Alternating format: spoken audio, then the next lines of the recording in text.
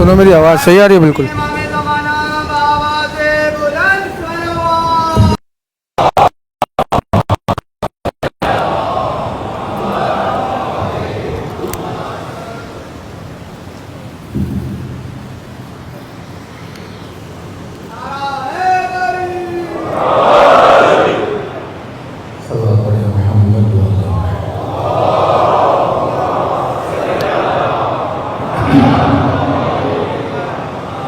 بسم الله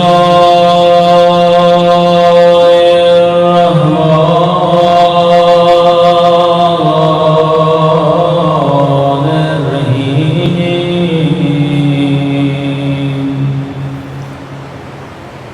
الحمد لله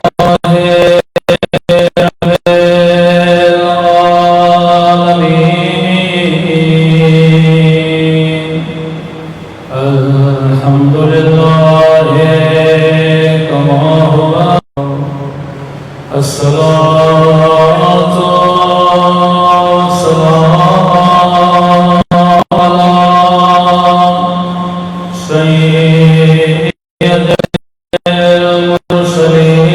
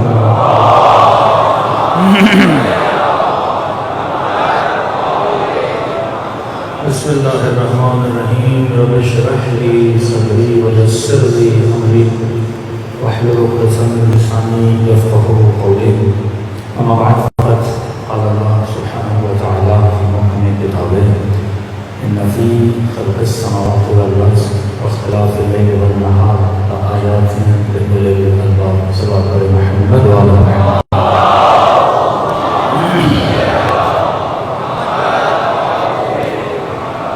دعا ہے خداوند متعال ہم سب کا آنا اس عرش اعلیٰ تک کی بارگاہ میں قبول فرمائے اور جس مقصد زندگی کی خاطر مقصد حیات کی خاطر جمع ہوئے خدا ان مقاصد میں بھی ہم سب کو کامیابیاں نصیب فرمائے. صاحبان عقل سے خدا مخاطب ہے، صاحبان شعور سے اہل بیت مخاطب ہے. جتنا بھی خدا کا کلام ہے یا آل رسول کا کلام ہے یہ بے وقوفوں کے لیے نہیں ہے، عقل مندوں کے لیے. عقل ہوگی تو اس کلام سے اپنی زندگی بناؤ گے. عقل نہیں ہوگی، ضد ہوگی، تو اس کلام سے کوئی فائدہ نہیں دے پاتا۔ انگریز سیاستدان تھا کیلولے، اس نے جب یہ کشف کیا کہ زمین گھومتی ہے تو وہاں کے پادریوں نے اسے پکڑا اور اسے مارنا شروع کہ یہ عقیدہ ہمارے دین کے، مذہب کے خلاف ہے، اور کہا لوگوں کو بولو کہ زمین گھومتی نہیں ہے۔ جب اسے مار رہے تھے وہ کہہ رہا تھا چلو میں کہہ دوں گا زمین نہیں گھوم رہی، لیکن میرے کہنے سے وہ روکنے والی تو ہے نہیں۔ تو حقیقت ہے، آپ مانو نہ مانو، آج لاکھوں لوگ خدا کی بات نہ مانیں، لیکن ان کے نہ ماننے سے اللہ کی حکومت ختم تو نہیں ہوتی۔ پوری دنیا بولے علی کی ولایت کا انکار کرے، فضیلت علی کا انکار کرے، اب ان کے انکار کرنے سے علی کی فضیلت ختم تو نہیں ہو جاتی۔ حقیقت ہمیشہ باقی رہتی ہے۔ آج اگر حقیقت عیاں نہیں ہے، اللہ کا ولی ظہور کرے گا، حقیقت بالآخر عیاں ہو جائے گا۔ اب سوال یہ ہے کہ اس ہجوم میں، عوام میں تو کہاں پہ کھڑا ہے؟ اس میدان میں تیری پوزیشن کیا ہے؟ کہ معصوم فرماتے ہیں 75 لشکر عقل کے، 75 لشکر جہالت کے۔ انہی لشکریوں اور انہی سپاہیوں کے ذریعے سے انسان اپنی زندگی گزارتا ہے۔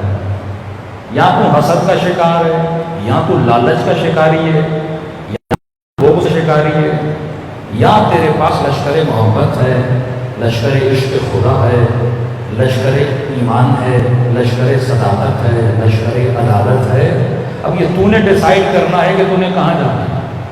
اور فرمایا یاد رکھ اللہ نے تجھے عقل دی، عقل کا کام کیا ہے؟ بریک لگانا۔ جس کی بریک جتنی مضبوط اتنا زیادہ مومن، جس کی بریک جتنی کمزور، سفرے پر بیٹھو پیٹ پہ بریک لگاؤ۔ اصلاً جتنے دینی معاملات ہیں وہ ٹریننگ کے لیے، کہ میں نے پچھلے سال مجلس میں کہا تھا، اکثر نوجوان پوچھتے تھے کہ مولانا اللہ نے روزہ واجب کیوں کیا؟ میں نے کہا کیوں؟ کہ ایک طرف کہتا ہے 40 ماہوں سے زیادہ پیار کرتا ہوں، دوسری طرف صبح سے شام تک مجھے بھوکا رکھنے میں اللہ کو مزہ کیا آتا ہے؟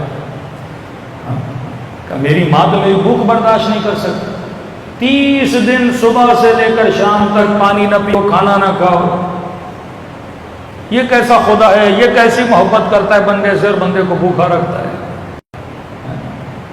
اب میں نے کہا انسان کنفیوز کہاں ہوتا ہے؟ پچھلے سال کا موضوع جن لوگوں کو یاد ہے وہ جا کے دیکھ لیں۔ کنفیوز کہاں ہوتا ہے؟ جہاں پہ یہ خود کو پہچاننے میں غلطی کرتا ہے، یہ سمجھتا ہے کہ روزہ میرے لیے، جبکہ روزہ جسم کے لیے۔ روزے کا تعلق روح سے نہیں ہے، روزے کا تعلق جسم سے۔ بھوک جسم کو ملتی ہے، روح کو نہیں ملتی۔ پیاس جسم کو ملتی ہے، روح کو نہیں ملتی۔ اللہ جسم کو قیدی بناتا ہے، روح کو نہیں بناتا۔ جتنی روحانی لذتیں ہیں اس کے لیے کوئی قید و بند نہیں ہے، کہتا ہے جتنا حاصل کرنا ہے روحانی لذت حاصل کر۔ اب جسم کو قیدی کیوں بنا رہا ہے؟ کیونکہ تجھے سمجھانا چاہتا ہے بندے خدا تو میرا عبد ہے، جسم تیرا عبد ہے۔ تو میرا غلام ہے، جسم تیرا غلام ہے۔ تو میرا غلام تب بنے گا جب جسم کو اپنا غلام بنائے گا۔ ہر بندہ سچائی سے محبت کرتا ہے، جسم کو جھوٹ بولنا اچھا لگتا ہے۔ ہر بندہ نہیں چاہتا کہ میں نشہ کروں، لیکن جسم عادی ہو چکا ہے نشے کا، چھوڑنے کو تیار نہیں۔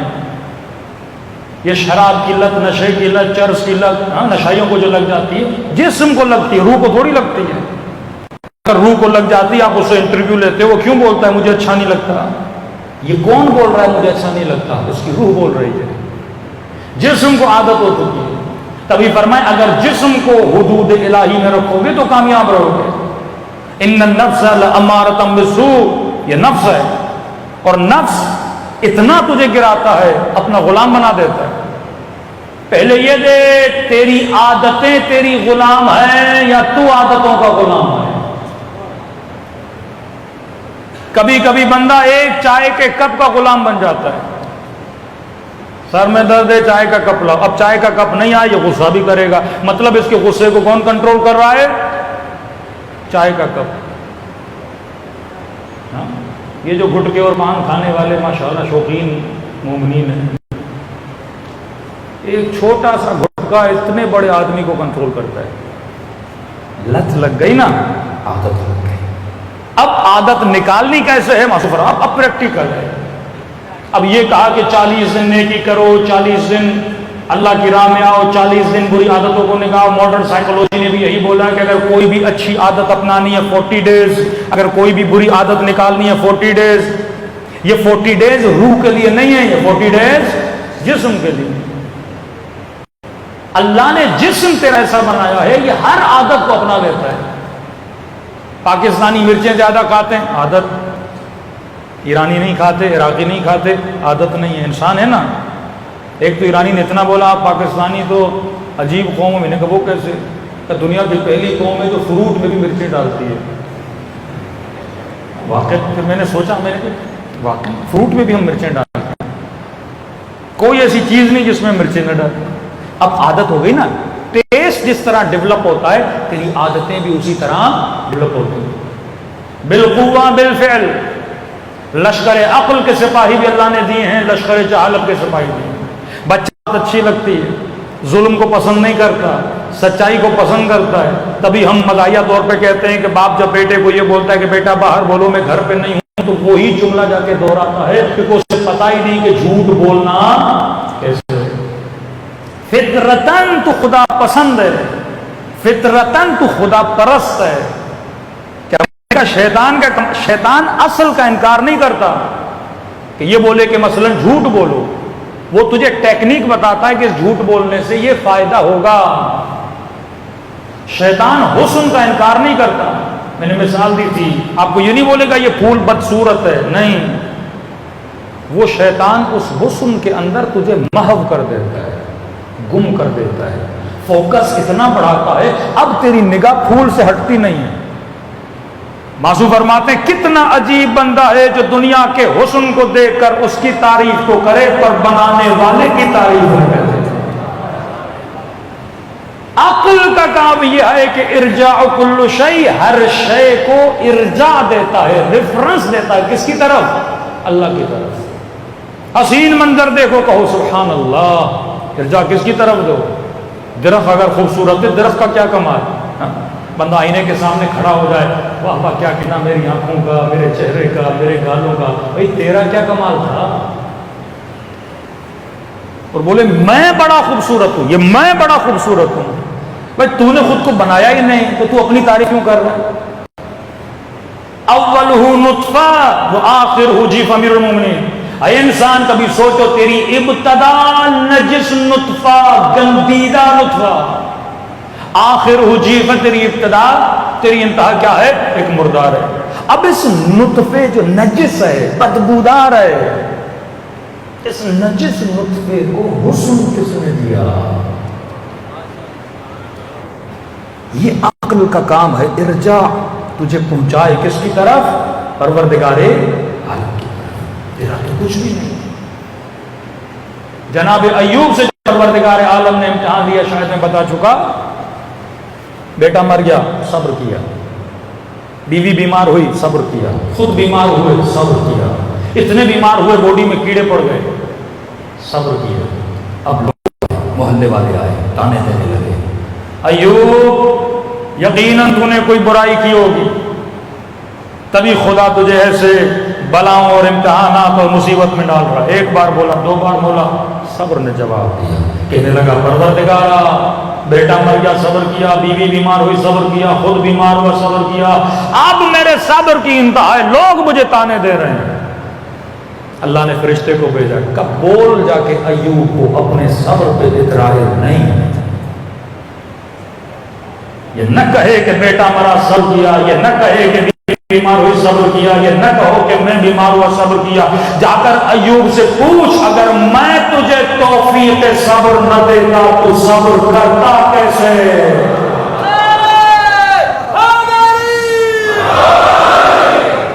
فخر نہ کیا کر.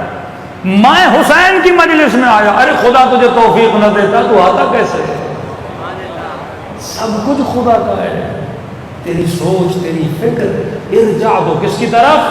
اللہ کی طرف. کبھی امام حسین کے زبانوں پر یہی جملے بسم اللہ وباللہ وعلی ملت رسول اللہ، کربلا میں اللہ کا نام بلند کر رہے ہیں، ہر چیز کو کس کی طرف منتقل کر رہے ہیں؟ پروردگار عالم کی طرف۔ تو یہ فرق ہے مسلم اور غیر مسلم ہے۔ سائنسدان بھی پھولوں کی تعریفیں کرتے ہیں، آپ نے دیکھا ہوگا نیشنل جغرافیہ پہ، مچھلیوں کی تعریفیں، پھولوں کی تعریفیں، حیوانوں کی تعریفیں، عقاب کی تعریف، کبوتر کی تعریف، کیا کہنا خلقت کا، کیا کہنا خلقت کا، لیکن کبھی خالق تک نہیں جاتے۔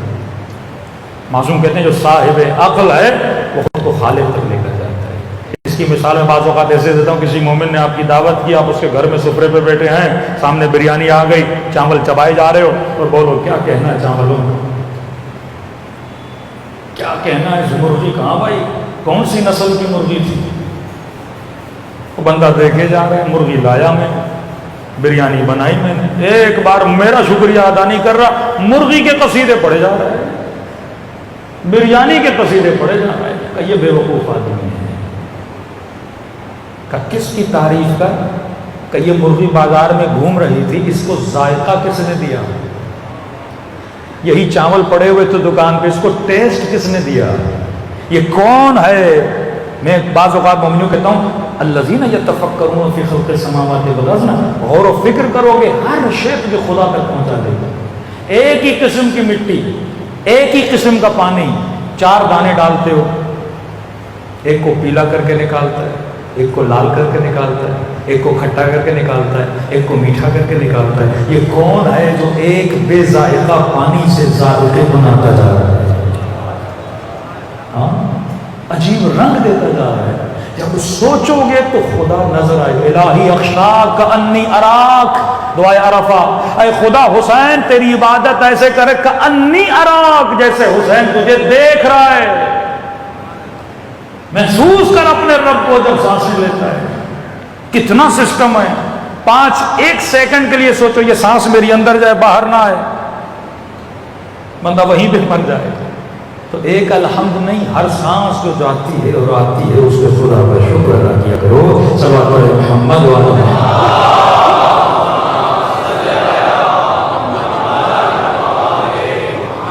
کل ہم نے سپاہیان عقل میں سے ہم نے کہا کہ میجر جو 3 پاورز ہیں، شہوت، غصہ، ادراک۔ کل ہم نے وہم پہ بات کی تھی اور خوف پہ بات کی تھی کہ شیطان قوہ ادراک کو وہم اس پہ غالب کر کے آپ کو ڈراتا ہے۔ دشمن کا خوف، مال کے جانے کا خوف، جان کے جانے کا خوف دلاتا۔ آج تھوڑا غضب سے بات کریں۔ غضب، غصے کے بارے میں کئی احادیث ہیں۔ شیطان مومن کو مومن سے لڑاتا ہے کس کے ذریعے سے؟ غصے کے ذریعے۔ اب غصہ بری چیز نہیں ہے، نہ ہی شہوت بری چیز ہے۔ اب بندے کے اندر شہوت نہ ہو تو ازداد اولاد نہ ہو، نسل کیسے بڑھے؟ اگر شہوت نہ ہو میاں بیوی کے اندر محبت نہ ہو، اگر شہوت نہ ہو تو میل اور فیمیل کے اندر اٹریکشن نہ ہو۔ خدا اس کا دشمن نہیں ہے۔ اسلام کہتا ہے کوئی پسند آ گیا، اللہ حق دیتا ہے جاؤ شادی کرو، حلال کرو، حرام نہیں، نگاہ حرام کے ذریعے نہیں۔ جو راستہ اللہ نے تیرے لیے مختص کیا ہے، بالکل کھانے کی طرح، آپ کا دل ہے گوشت کھاؤں، اب بندہ ایسے ہی مرغی کو پتھر مار کے مار دیا، حرام ہو گئی۔ کہا نہیں، جو طریقہ میں نے بتایا، جو سلیقہ میں نے بتایا، مرغی اٹھا، اللہ اکبر کے جو طریقہ بتایا اس کے گردن کو ذبح کر، اس کے بعد گوشت آ کے کھا، کہ گوشت تیرے لیے کیا ہے؟ حلال ہے۔ یہ شکم کی شہوت ہے، حلال طریقے سے پوری کر۔ نکاح کی شہوت ہے، حلال طریقے سے پوری کر۔ حرام طریقے سے پوری کرو گے، معاشرے میں بے بندوباری، معاشرے میں قید و بند نہیں رہے گا، نظم اور ضبط نہ ہو۔ گاڑیاں روڈ پہ چل رہی ہیں، بھائی سگنل لگاتے نا تاکہ کیا پیدا ہو؟ نظم پیدا ہو۔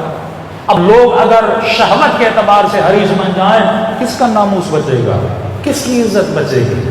تو اللہ نے کہا میں شہوت کا دشمن نہیں، اس کو استعمال کرو لیکن صحیح طریقے سے استعمال کرو جو اللہ نے روٹس بتایا۔ پھر قرآن میں مذمت بھی کیا ہے، جوان جب سے جوان ہوا وقت پہ شادی کر۔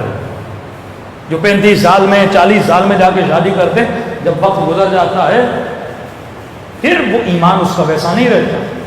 کیوں فرمایا نماز کا دگنا ثواب ہے جو بندہ شادی کرتا ہے، کیونکہ مصلی عبادت پہ تو نے جب کھڑا رہنا ہے تو فری آف مائنڈ ہو کے کھڑا رہنا ہے۔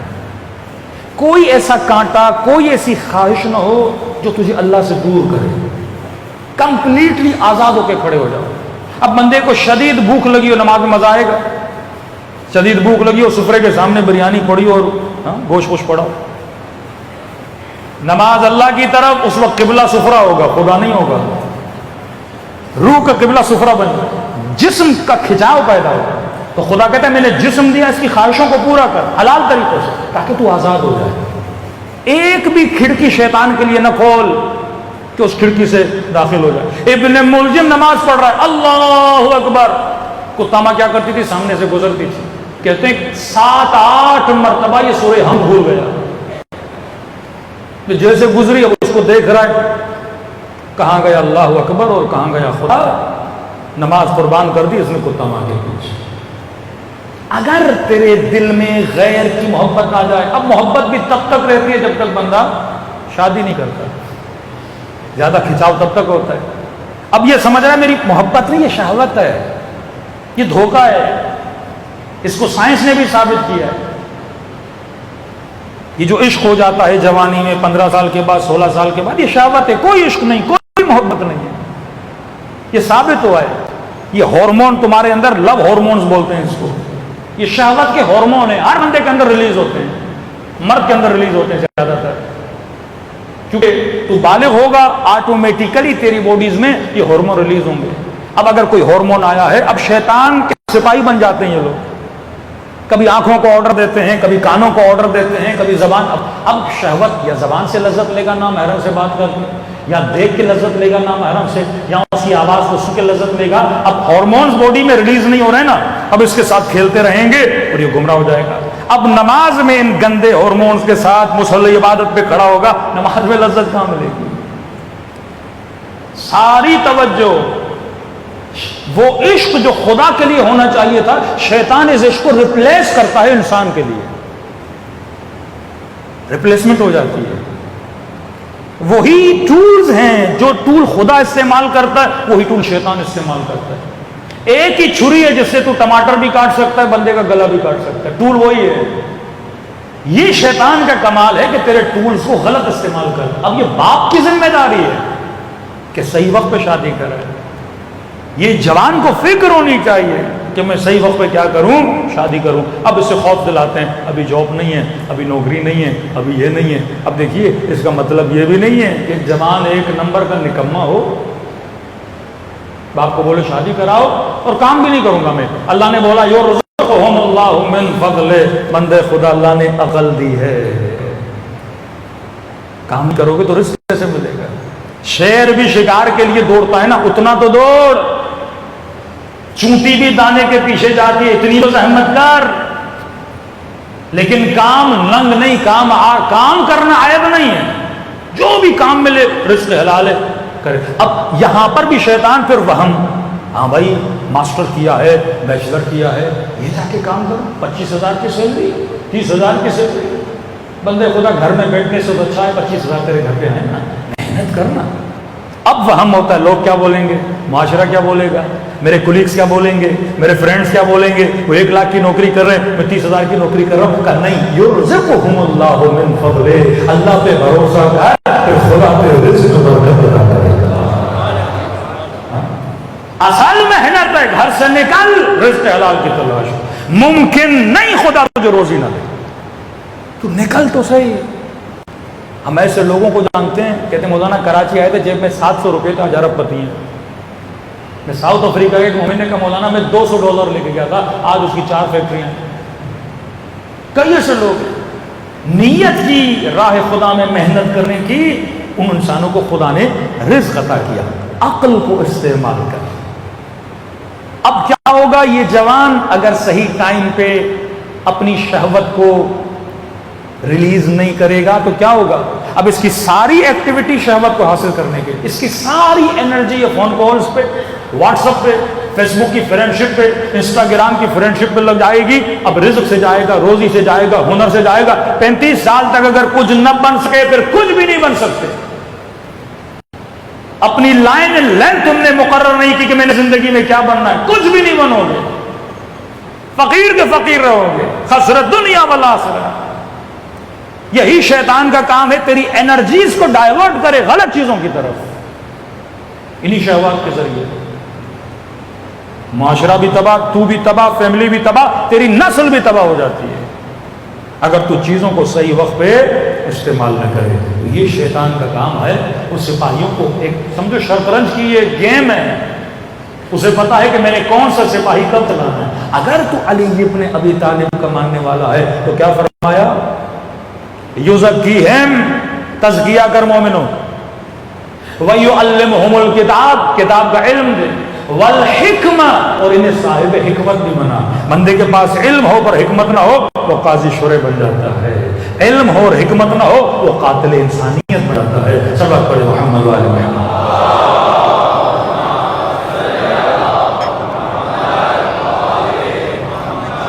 آپ لوگ تھکے تو نہیں ہیں نا؟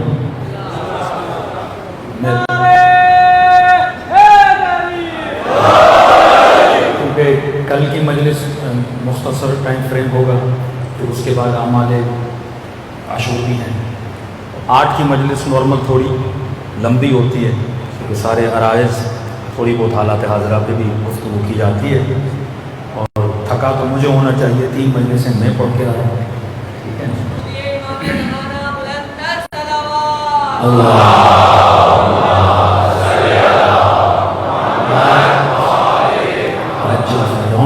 تو فرمایا کہ پہچان سپاہیوں کو، آج غضب، غصہ برا ہے، الغضب یأکل الحسنات، غصہ حسنات کو ایسے کھاتا ہے جیسے آگ لکڑی کو کھاتا ہے۔ غصہ آتا ہے تو قتل ہوتا ہے، غصہ آتا ہے تو گالاں گلوچ ہوتی ہے، غصہ آتا ہے تو چھوٹا بڑے پہ ہاتھ اٹھانا ہے، غصہ آتا ہے تو انسان بے ادب بنتا ہے۔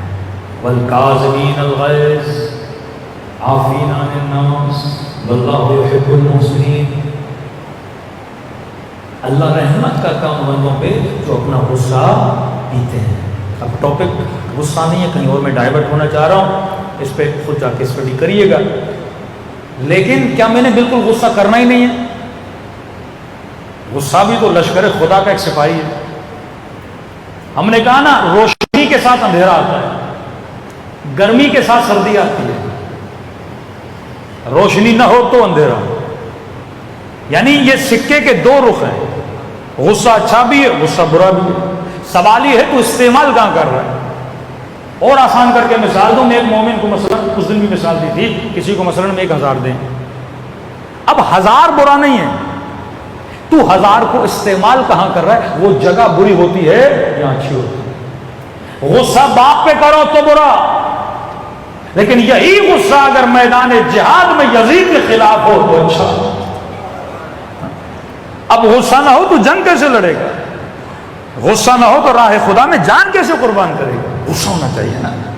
اب یہ پتا ہو کہ غصہ کہاں استعمال کرتے۔ امام خمینی سے کسی نے کہا کہ آپ انقلاب کیسے لائے؟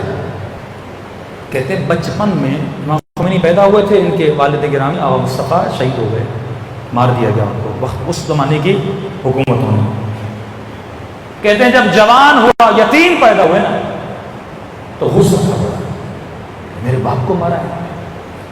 اب کہتا میں نے کہا غصہ کس پہ اتاروں؟ جن لوگوں نے مارا ان کو ماروں، 4 سے 4 قاتلوں کو مار دوں، کیا میرا غصہ ٹھنڈا ہو جائے گا؟ کہتا میں نے کہا میں اپنے غصے کو روٹ دیتا ہوں، میں نے غصے کو علم کی تعلیم کے لیے استعمال کیا، انرجی بنی نا۔ اب انرجی خمینی کے پاس آ گئی، غصے والی انرجی۔ میں نے کہا کہ میں وقت سب سے بڑا عالم بنوں گا۔ انہوں نے میرے والد کو مارا، میں 1-2 کو نہیں، پورے نظام کو گرا کر اسلام کے نظام کو کھڑا کر کہ کل کسی کی جرأت نہ ہو کسی عالم یا مجتہد کو قتل کرے، اس نظام پہ مجتہد بیٹھا دوں گا۔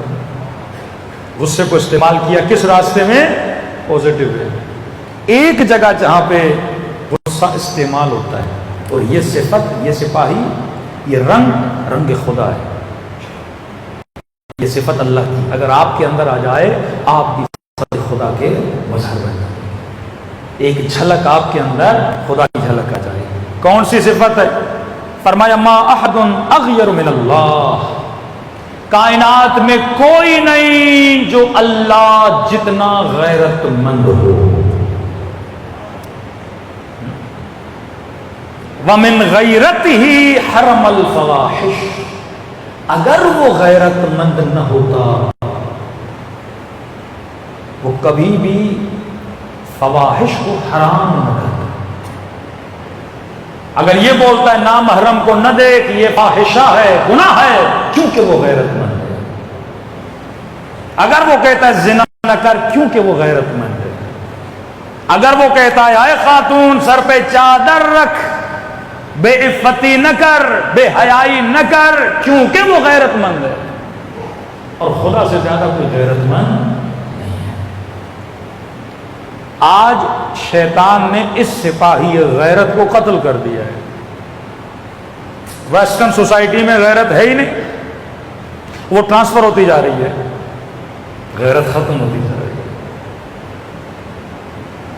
کہ بہن بھائی کے ساتھ نکلے، بیٹی باپ کے ساتھ نکلے، بندہ تعجب سے دیکھے کہ ایسا لباس پہنا ہوا اس خاتون اور بھائی ساتھ ہے، باپ ساتھ ہے. غیرت کی کمی. فرمایا وہ غیرت کو ختم کرتا ہے. مطلب اس نے تیرے غصے کو کیا کیا؟ اس مقام پہ مار دیا.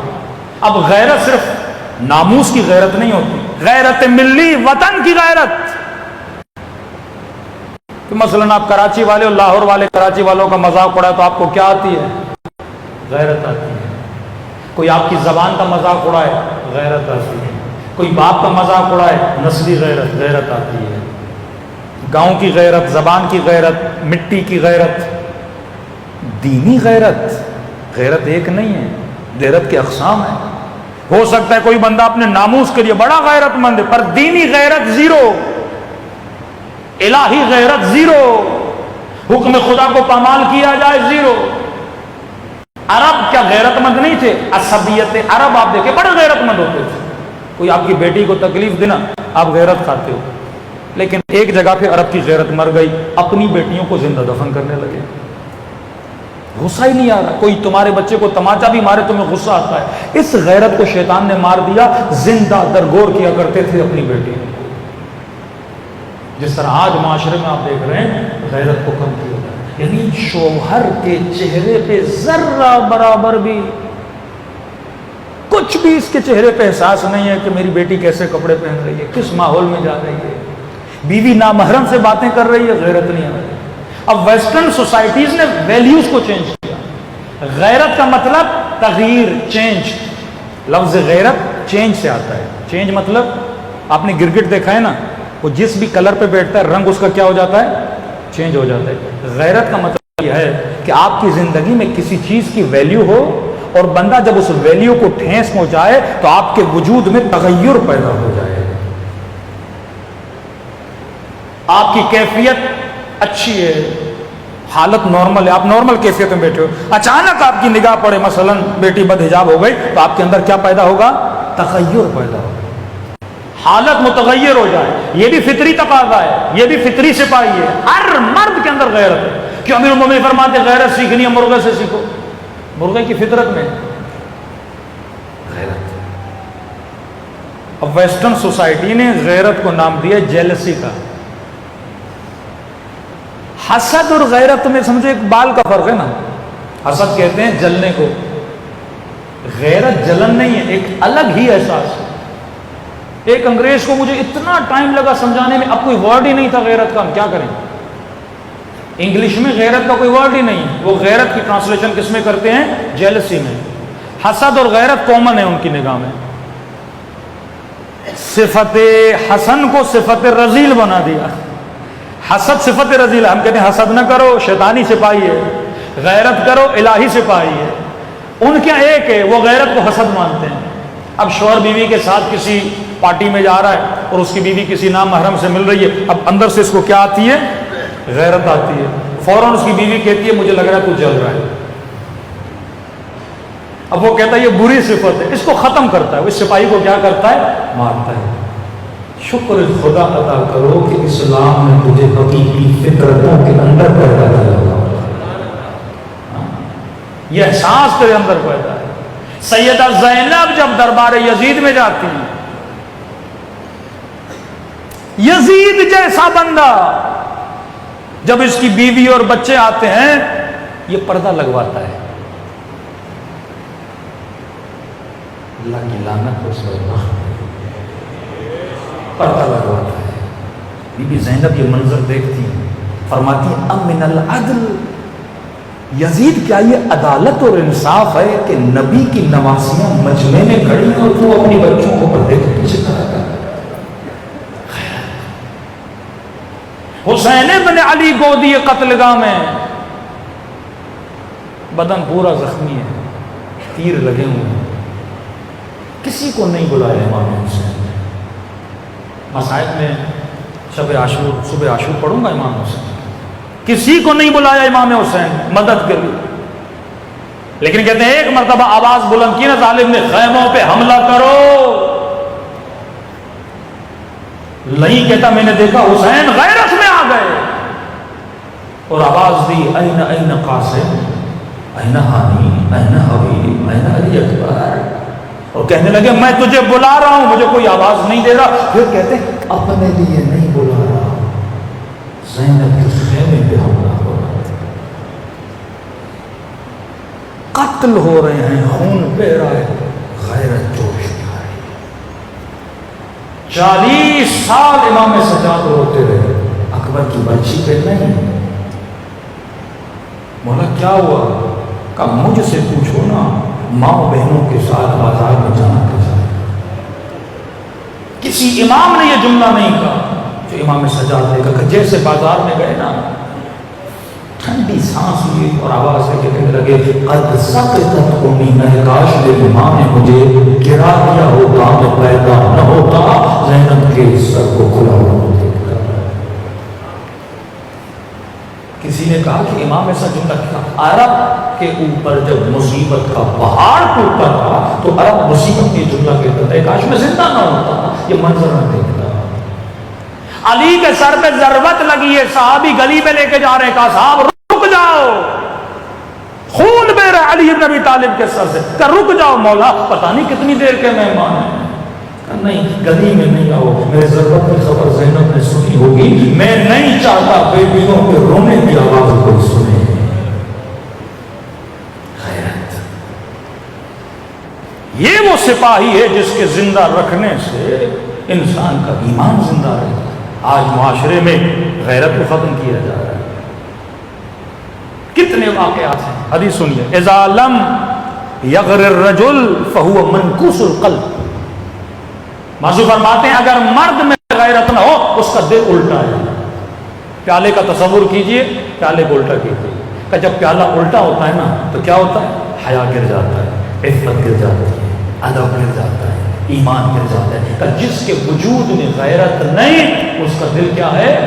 الٹا ہے. امیر المومنین کو پتا چلا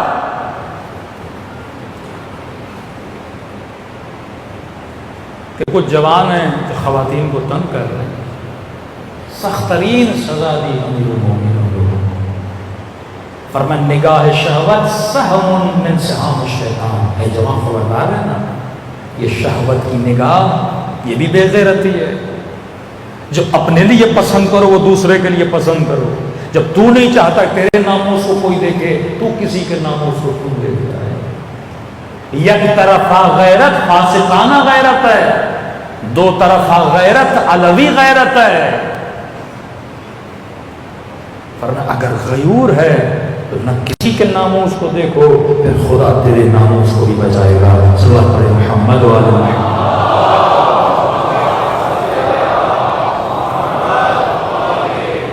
کتنی خوبصورتی سے پروردگار عالم نے قرآن میں واقعات بیان کی. حضرت یوسف کا واقعہ، حالانکہ بعض علماء فرماتے ہیں جوان بچیوں کے لیے واقعہ پڑھنا مکروہ ہے.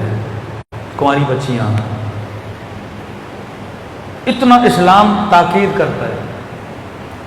لیکن اس واقعے کو کس خوبصورتی سے اور عفت سے خدا نے بیان کیا. یوسف کے واقعے، حضرت یوسف فرماتے ربی سجن احب الی، خدا جیل زیادہ محبوب ہے تیری مخالفت سے. زندان میں چلا جاؤں پر شہوت اور شیطان کے جھانسے میں آنا میں پسند نہیں کرتی. جوان ہے حضرت یوسف. یہ نہیں کہ صرف زلیخا نے، مصر کی عورتیں کس طریقے سے حضرت یوسف کو گمراہ کرتی تھی اور اللہ نے کس عفت کے ساتھ واقعہ بیان. جناب شعیب کی بیٹیوں کا واقعہ.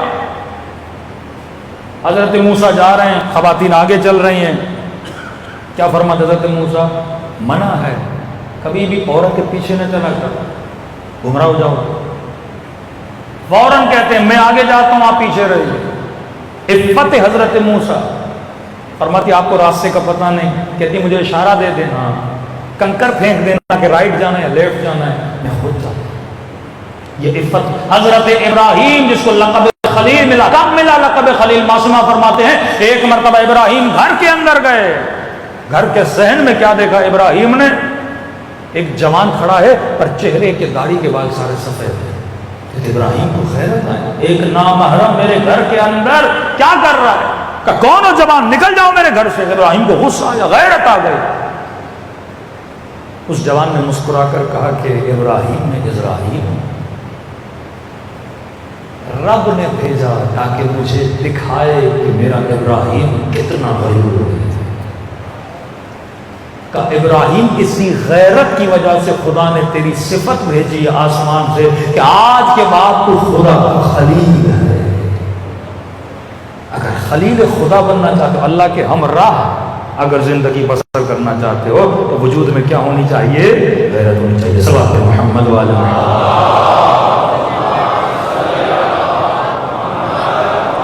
اب جوانوں کے لیے ایک نقطہ کہ جو جوان شادی کرنا چاہتے ہیں، بیوی کے اندر خصوصیات کون سی ہونی چاہیے؟ قرآن 4 خصوصیات بتاتا ہے سورہ تحریم میں. مؤمنات، مسلمات، تائبات، قانتات، تائبات، عابدات، سانحات. 5 خصوصیتیں بتاتا ہے. اے مومن، جب شادی کرنے جاؤ بیوی کیسی ہونی چاہیے؟ پہلی صفت مومن ہونی چاہیے، صاحب ایمان ہونی چاہیے. دوسری صفت مسلمات. اب مومن اور مسلم میں فرق ہے. مومن ایمان، علی بن طالب پر ایمان ہے، رسول خدا پر ایمان ہے، ہاں، لیکن مسلم ہے کہ نہیں؟ مطلب جس چیز پر ایمان ہے اسے تسلیم بھی کرتی ہے کہ نہیں؟ ایک مرتبہ ہر بندہ کہتا ہے نماز ہے بھائی، نماز ہے، پر پڑھتا نہیں، تسلیم نہیں کرتا.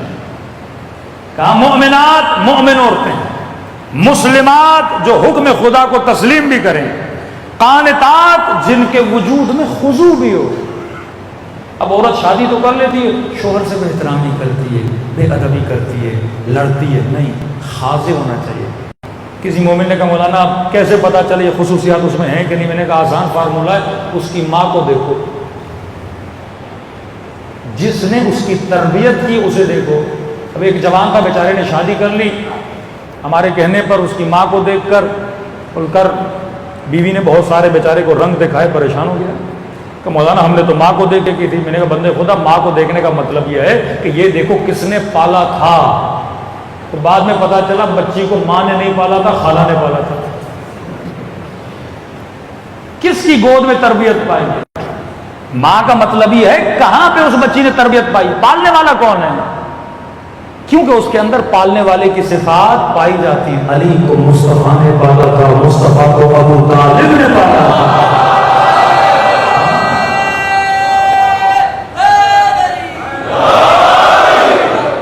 پالنے والے کی، پالنے والے کی صفات اس کے اندر ہوتی ہیں. آسان، یعنی آپ کو شارٹ کٹ بتا رہا ہوں جب جوان رشتے کے لیے جائیں. پہلی صفت مسلم، دوسری صفت مومن، تیسری صفت قانت، مطلب خاضع بھی ہو. خواتین کے لیے پڑھ رہا ہوں. ایک خاتون ہے رسول خدا کے پاس، یا رسول اللہ مردوں کے لیے اتنی نعمتیں، کا کتنی نعمتیں تمہارے لیے بھی ہیں. یا رسول اللہ آپ اتنے فضائل پڑھتے ہیں مجاہدوں کے، شہید کا یہ رتبہ، شہید کا وہ رتبہ، شہید کا اتنا بڑا درجہ، قیامت میں شہید کو اتنے ملائک ریسیو کرنے آئیں گے. یا رسول اللہ ہمارے اوپر تو جہاد واجب ہے ہی نہیں، ہم تو شہید ہوں گی نہیں. جب شہید نہیں ہوں گی تو یہ کیسا انصاف ہے، اللہ نے ہمیں محروم کیا. کہا ان کا جہاد ہو، تیرا جہاد ہو. मैदान जंग में जाकर लड़ना ये मर्द का जिहाद है। और फरमाया घर के अंदर लड़ना नहीं, घर के अंदर सब्र करना ये औरत का जिहाद है। आज उल्टा है, वो लड़के जिहाद करती हैं। सब्र करना, शोहर बदतमीज है, भाई यही तो तेरा जिहाद है, सब्र कर। मर्द मैदान जंग में तीर खाता है, गोलियां खाता है, बदन कटता है। तेरी भी शादी होती है, कभी नंद की बातें सुननी पड़ती हैं, कभी सास की सुननी पड़ती हैं, कभी इस मर्द की बदअखलाकी सुननी पड़ती है। सब्र, यही तो तीर है ना जो तेरी तरफ आ रहे हैं। इनको तीर समझ के अपने वजूद पे लो और कहो खुदा मैं क्या कर रही हूँ, सब्र कर रही हूँ। फिर सैयदा फरमाती जब मर जाएगी इसे शहीद करो तो औरत का जिहाद शोहरदारी, बेहतरीन शोहरदारी करेगी, सब्र करेगी, बेटी को सब्र सिखाएगी। लेकिन अगर यही माँ शोहर को गालियां दे और बेटी सुने और ये बेटी बड़ी हो जाए और जब शोहर के घर जाएगी वो भी वही काम करेगी ना जो माँ ने किए थे, ये तेरा जिहाद है। अब ये नहीं कि मर्द बोले तेरा जिहाद है तो ले तीर में दे रहा हूं तुझे, ऐसा भी नहीं। हाँ? औरत का काम है सब्र करना और साबिरा बीवी खुदा तुझे दे तो तेरा काम है शुक्र करना। हाँ? ईमान के दो पर है ना, एक सब्र का पर, एक शुक्र का पर। सब्र कर। एक जगह हमारे उस्ताद मजलिस पढ़ने गए, मजलिस पढ़ी भाई, एक मुश्तहिद थे, उसकी बीवी बड़ी बदतमीज थी, लोगों के सामने बदतमीजी की। उसके भाई ने बड़ी गैरत की कि तू बड़ा अजीब शोहर है, मेरी बीवी होती मैं तलाक दे देता, तुझे तो गुस्सा भी नहीं आता। जायज़ गुस्सा नाजायज़ गुस्सा, कभी कभी आपको गुस्सा आता है अगले को नहीं आता। उसने कहा देख तेरी फिक्र और है मेरी फिक्र और है, तुझे गुस्सा आता है तो अपनी इंसल्ट मानता है, मुझे गुस्सा इसलिए नहीं आता क्योंकि मैंने नबी का फरमान पढ़ा कि अगर बीवी बेहतरामी करे तो मर्द क्या करे, सब्र करे। सब्र ईमान का आधा हिस्सा है। तो वो जो कर रही है करे, लेकिन मैं अपने लिए क्या बना रहा हूँ, जन्नत बना रहा हूँ। तो मौलाना कहते हैं मजलिस पढ़ के उतरे, अफ्रीका में पढ़ रहे थे, तो एक फौज मोमिन आए, उन्होंने कहा मौलाना साहब मैं क्या करूं, मेरी बीवी तो बड़ी नेक है, हाँ, मुझसे तो बदतमीजी करती नहीं, तो मैं ये सवाब कैसे कमाऊं। हाँ? अब भाई सवाब कमाने के लिए किसी का गंदा होना जरूरी नहीं है।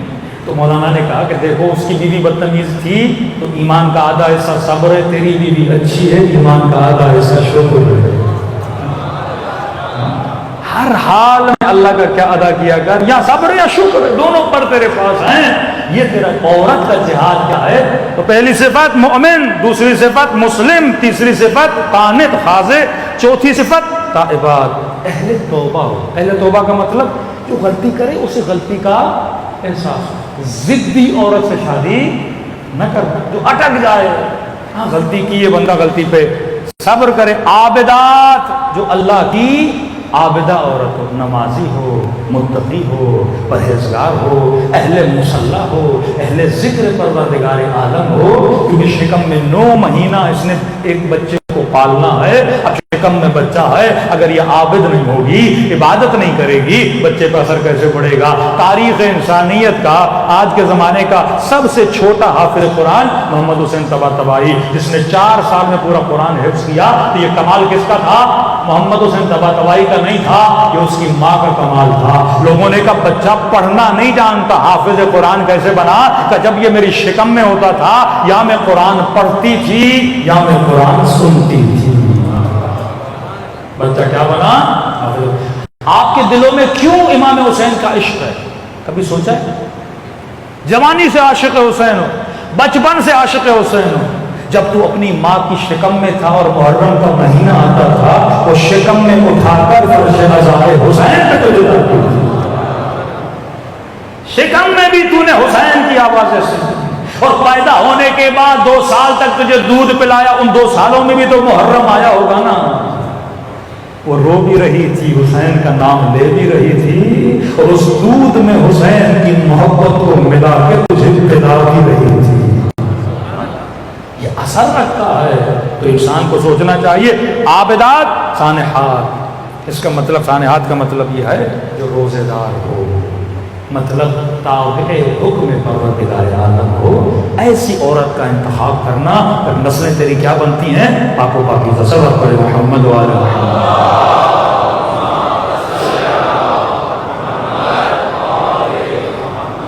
امیر مومنین فرماتے ہیں اب غیرت ختم ہونے کے، میں مختصر کر رہا ہوں، غیرت ختم ہونے کے کچھ اسباب ہیں۔ کون سی چیزیں انسان کی غیرت کو ختم کرتی ہیں؟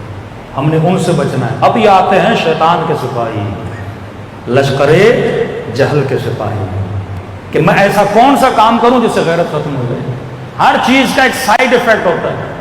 یہ اسلام جو حکم دیتا ہے نا، یہ حلال ہے یہ حرام ہے، ان کے سائیڈ ایفیکٹ سے، حلال کھاؤ گے اچھا ایفیکٹ پڑے گا، حرام کھاؤ گے برا ایفیکٹ پڑے گا۔ فرماتے پہلی چیز جس سے غیرت ختم ہوتی ہے، ضرب فی منزل الرجل 40 یوما البربت فلا یغار۔ فرمایا جس کے گھر میں 40 دن موسیقی گانا بجانا چلے، اس گھر میں رہنے والوں سے خدا غیرت کو اٹھا لیتا ہے۔ حدیث سے معصوم، جس گھر میں 40 دن فحشا ہو۔ اب موسیقی کا باب بہت بڑا ہے۔ کون سی موسیقی؟ جس کے سننے سے انسان کی شہوت ابھرے۔ کون سی شعر و شاعری جس کے سننے سے انسان کی شہوت کو ابھارا جائے۔ کہ 40 دن اگر گھر میں موسیقی گانے بجانے ہوں گے، اس گھر سے غیرت ختم ہو جاتی ہے۔ اب پھر کہتا ہوں کلمات میں حکمت ہے۔ اب کوئی جوان کے مولانا آپ نے کہا 40 دن 35 دن چلائیں، تو 40 دن میکس بتایا جا رہا ہے۔ اب ڈاکٹر آپ کو بول رہا ہے بھائی 200 پہ اگر شوگر چلی گی خطرناک ہے، بولے ڈاکٹر صاحب پہ 150 کا مسئلہ نہیں ہے نا، ایسا نہیں ہے۔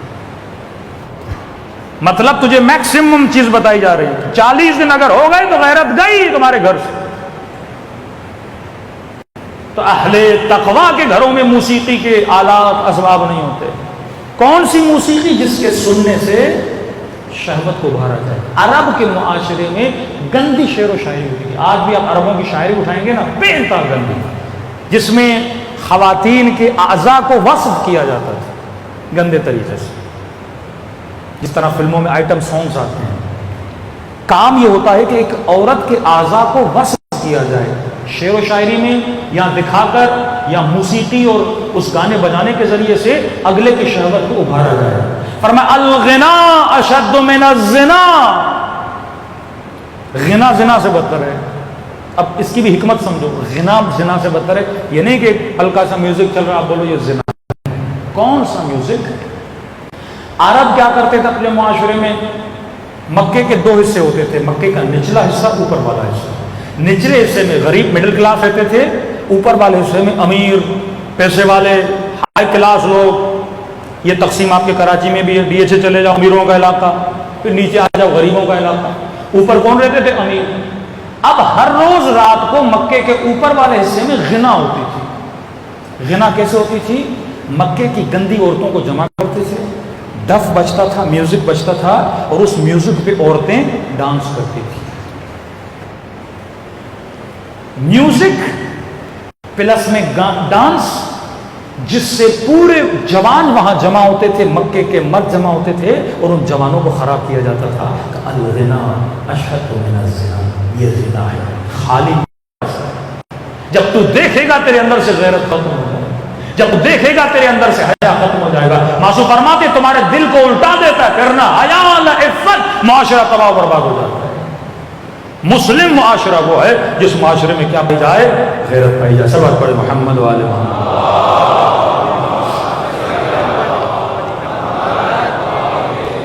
دوسری چیز معصوم فرماتے ہیں جس سے غیرت ختم ہوتی ہے، وہ ہے مکس گیدرنگ، اختلاط۔ مرد اور عورت کا آپس میں مکس ہو جانا اختلاط ہے۔ امیر المومنین کی حکومت میں مولا علی کو پتا چلا کہ عورتیں سڑکوں پہ چل رہی ہیں، اور ایک باریک گلی ہے، سب کو پتا ہے یہ گلی باریک ہے، اچانک رش ہوتی ہے، سب چلتے ہیں، مردوں کے کاندھے عورتوں کے کاندھوں سے ٹکراتے ہیں۔ علی کو پتا چلا غیرت اللہ کا مظہر۔ کبھی ایسی جگہ پہ اپنی ماؤں بہنوں کو نہ لے جایا کرو جو ایک کنجسٹڈ جگہ ہو، جہاں پہ مرد اور عورت کا کاندھا ملے۔ کہ علی کو خبر پڑی، مولا فرماتے سمعتو ان النسائکم یدافعن الرجال، میں سنا ہے کہ تمہاری عورتیں مردوں سے کاندھے ٹکراتی ہیں۔ लअन अल्लाहु मन ला युगार। अली फरमाते खुदा की लानत हो उस मर्द पे जो गैरत न करे। और ये सुने भी कि तुम्हारी औरतें मर्दों के साथ चल रही हैं। एक खातून को ये पता होना चाहिए कि मेरा चलना कैसा है। दुश्मन बड़े बड़ों को गुमराह करने के लिए औरतों को इस्तेमाल करता था। इमाम हसन नमाज पढ़ रहे थे, मौला हसन के दुश्मन ने एक जगह पे इमाम नमाज पढ़ रहे थे, उसने खातून को भेज दिया। अब मौला हसन नमाज पढ़ रहे हैं, ये खातून इश्वगरी करने लगी अपने वजूद। नाज कहते हैं, इस्लाम कहता है औरत बात भी करे तो इस अंदाज से न करे कि मर्द को अट्रैक्ट करे। फिक्र अहले बैत में मेकअप करना हराम है अगर तू नामहरम के सामने जा रही हो, हराम है, हराम। मौलाना थोड़ी सुर्खी लगा, हराम है बंदे खुदा। अब अगर मैं इस पे मजलिस पढ़ूं कि सुर्खी क्यों लगाई जाती है, असलन सुर्खी क्यों बनी, इसके पीछे आप साइंस तो पढ़े। तकद्दुस मिंबर बाज़ औक़ात इजाजत नहीं देता कि मैं ऐसी चीजें बताऊं।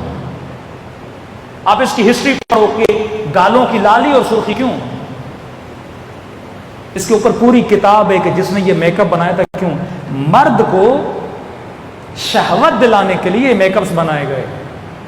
एक खास हालत में औरत के चेहरे की कैफियत बदल जाती है, उन कैफियतों को जाहिर करने के लिए ऐसे मेकअप बनाए गए कि नॉर्मल हालत में मर्द जब औरत को देखे इसके जहन में वो ख्याल पैदा कर दिया जाए। शरीयत कहती है हराम है औरत का नामहरम के सामने मेकअप करना। हाँ, औरतें औरतों में आए, शोहर के सामने खुसूसी अपनी जीनतों को अल्लाह के सामने लेकर आओ, महारिम के सामने लेकर आओ। और ये औरत शादीशुदा नौकरी पे जाती है मेकअप करके, सारे कुलीग्स नामहरम, बॉस नामहरम, और वहां पे कंडीशन होती है क्योंकि कस्टमर का ख्याल रखना है। अब कस्टमर अगर आएगा इसने मुस्कुराना है, कस्टमर केयर, ग्राहक न जाए मेरे दुकान से। एयर होस्टेस का अगर बाप भी मर जाए ना जहाज में होगी उस पर हंसना जरूरी है, नहीं हंसेगी नौकरी से निकाल दिया जाए। कस्टमर केयर ख्याल करना है। झूठी की हंसी, मुनाफिकत, सुबह से शाम तक झूठे तरीके से नामहरमों के सामने हंसती है, अपनी सारी एनर्जी नामहरमों के लिए रात को घर आती है, सारी अफसरदगी, सारा गुस्सा, सारी नाराजगी किसके लिए? अपने महरम शोहर के लिए। लानत भेजता है खुदा इस लोग। तेरी एनर्जी अपने मर्द के लिए, अपने महरम के लिए। अरे जवां, अपनी मोहब्बत को हराम के लिए जाया न करना। ये मोहब्बतें हलाल के लिए, ये कल्ब हुसैन के लिए बना। निजासतों को इस कल्ब में न डाल। 10 मिनट तुझे वक्त नहीं मां से बात करने के लिए, घंटों घंटों तू नामहरमों के साथ अपना वक्त जाया करता है। सवाल होगा परवरदिगार कहां पे अपनी एनर्जी को। अली कहते हैं लानत है कि जिन मर्दों की गैरत खत्म हो गई। कुरान की आयत है, हबीब बता दे खवातीन युद्दनीन अलैहिन्न मिन जलाबिबिहिन्न। अरबी में 2 लफ्ज है, खिमार, जलबाब। खिमार कहते हैं स्काफ। 2 हुक्म है खवातीन के लिए, बालों को छुपाएं स्काफ के जरिए। जिलबाब कहते हैं बड़े कवर लिबास को, अब वो जुब्बे की सूरत में हो, अबाया की सूरत में हो, एक बड़ी चादर की सूरत में हो। 2 चीजें हर औरत पर पहनना वाजिब है। खिमार पहने ताकि स्काफ हो, हेड कवर हो, हेड के साथ साथ छाती कवर हो। उसके बाद क्या पहने? जिलबाब। जिलबाब ये हुक्म सरी है, नस्स कुरान है। आयतुल्लाह फाजिल अनकरानी कहते हैं जो लोग हिजाब से बचना चाहते हैं अल्लाह की लानत उन लोगों पर, कहते हैं नस्स कुरान का वो इनकार करते हैं। 2 चीजें हर औरत पर वाजिब है, मकना पहने, स्कार्फ पहने या पाकिस्तानी दुपट्टा पहने ताकि सर के बालों को छुपाए। दूसरा क्या पहने? जिलबाब पहने। अब वो किसी भी अपने कल्चर के हिसाब से कोई ऐसा लिबास पहने जिससे उसके बदन के अंदाम और साइज का नामहरम को पता न चले। अब दुश्मन ने हिजाब को भी फैशन बना दिया। आप जाकर देखिए तुर्की के लोग, लेबनान के लोग, बाज वेस्टर्न में रहने वाले लोग स्कार्फ पहना हुआ है, नीचे से जिलबाब नहीं है, यानी एक हिस्से पे अमल कर रही है दूसरे पे नहीं कर रही। स्कार्फ पहना, शैतानी तीर फेंकती हुई जाती है। اس کا سوال کرے گا پروردگار عالم. صلوات پڑھے محمد و علی محمد.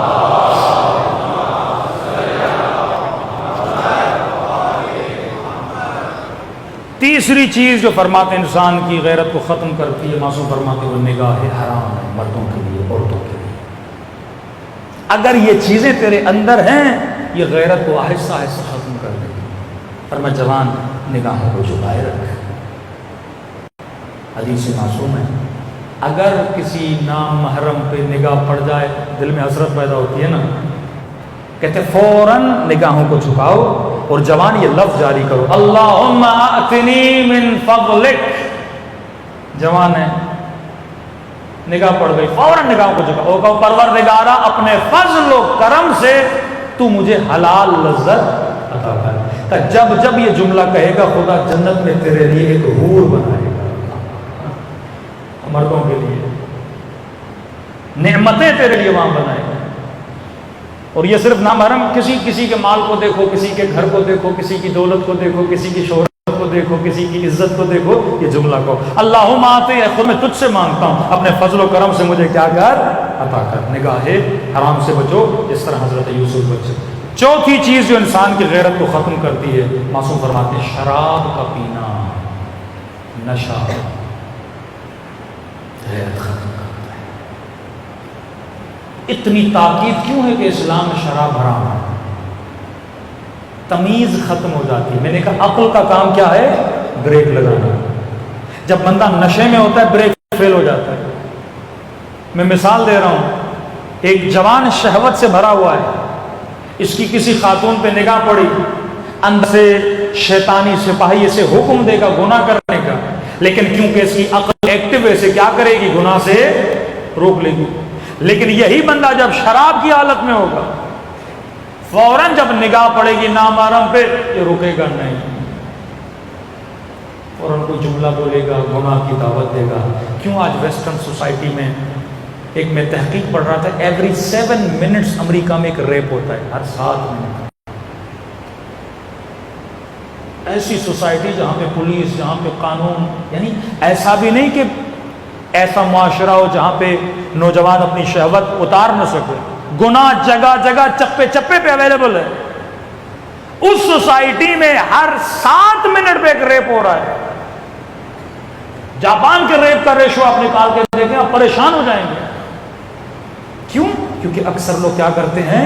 نشے میں، پتہ ہی نہیں ہوتا میں کیا کر رہا ہوں. سیٹرڈے سنڈے نائٹ شیطان ان کو شراب پلاتا ہے، اور شراب میں جب مگن ہو جاتے ہیں اس وقت کیا کرتے ہیں؟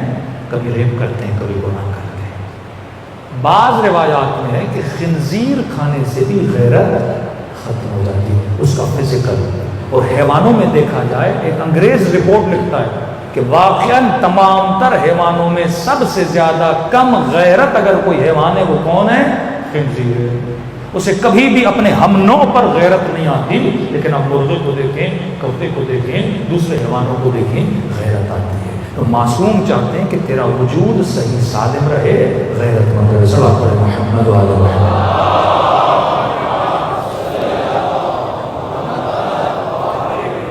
دو جملے آج وقت موضوع کو کمپلیٹ کرنا تھا. یہ تو غیرت ناموس ہے. ایک غیرت ہوتی ہے غیرت دینی، یعنی دشمن سارے کام کر رہا ہے. ناموس کی غیرت بھی ختم کر رہا ہے، قرآن جلا کے، توہین کر کے، آپ کے مقدسات کی غیرت کو بھی ختم کرنا چاہتا ہے. دوسرا علماء کی توہین کر کے، یہ بھی غیرت دینی ہے کہ آپ کے کسی عالم کی توہین ہو، آپ کو غیرت آئے. مراجع کی توہین کر کے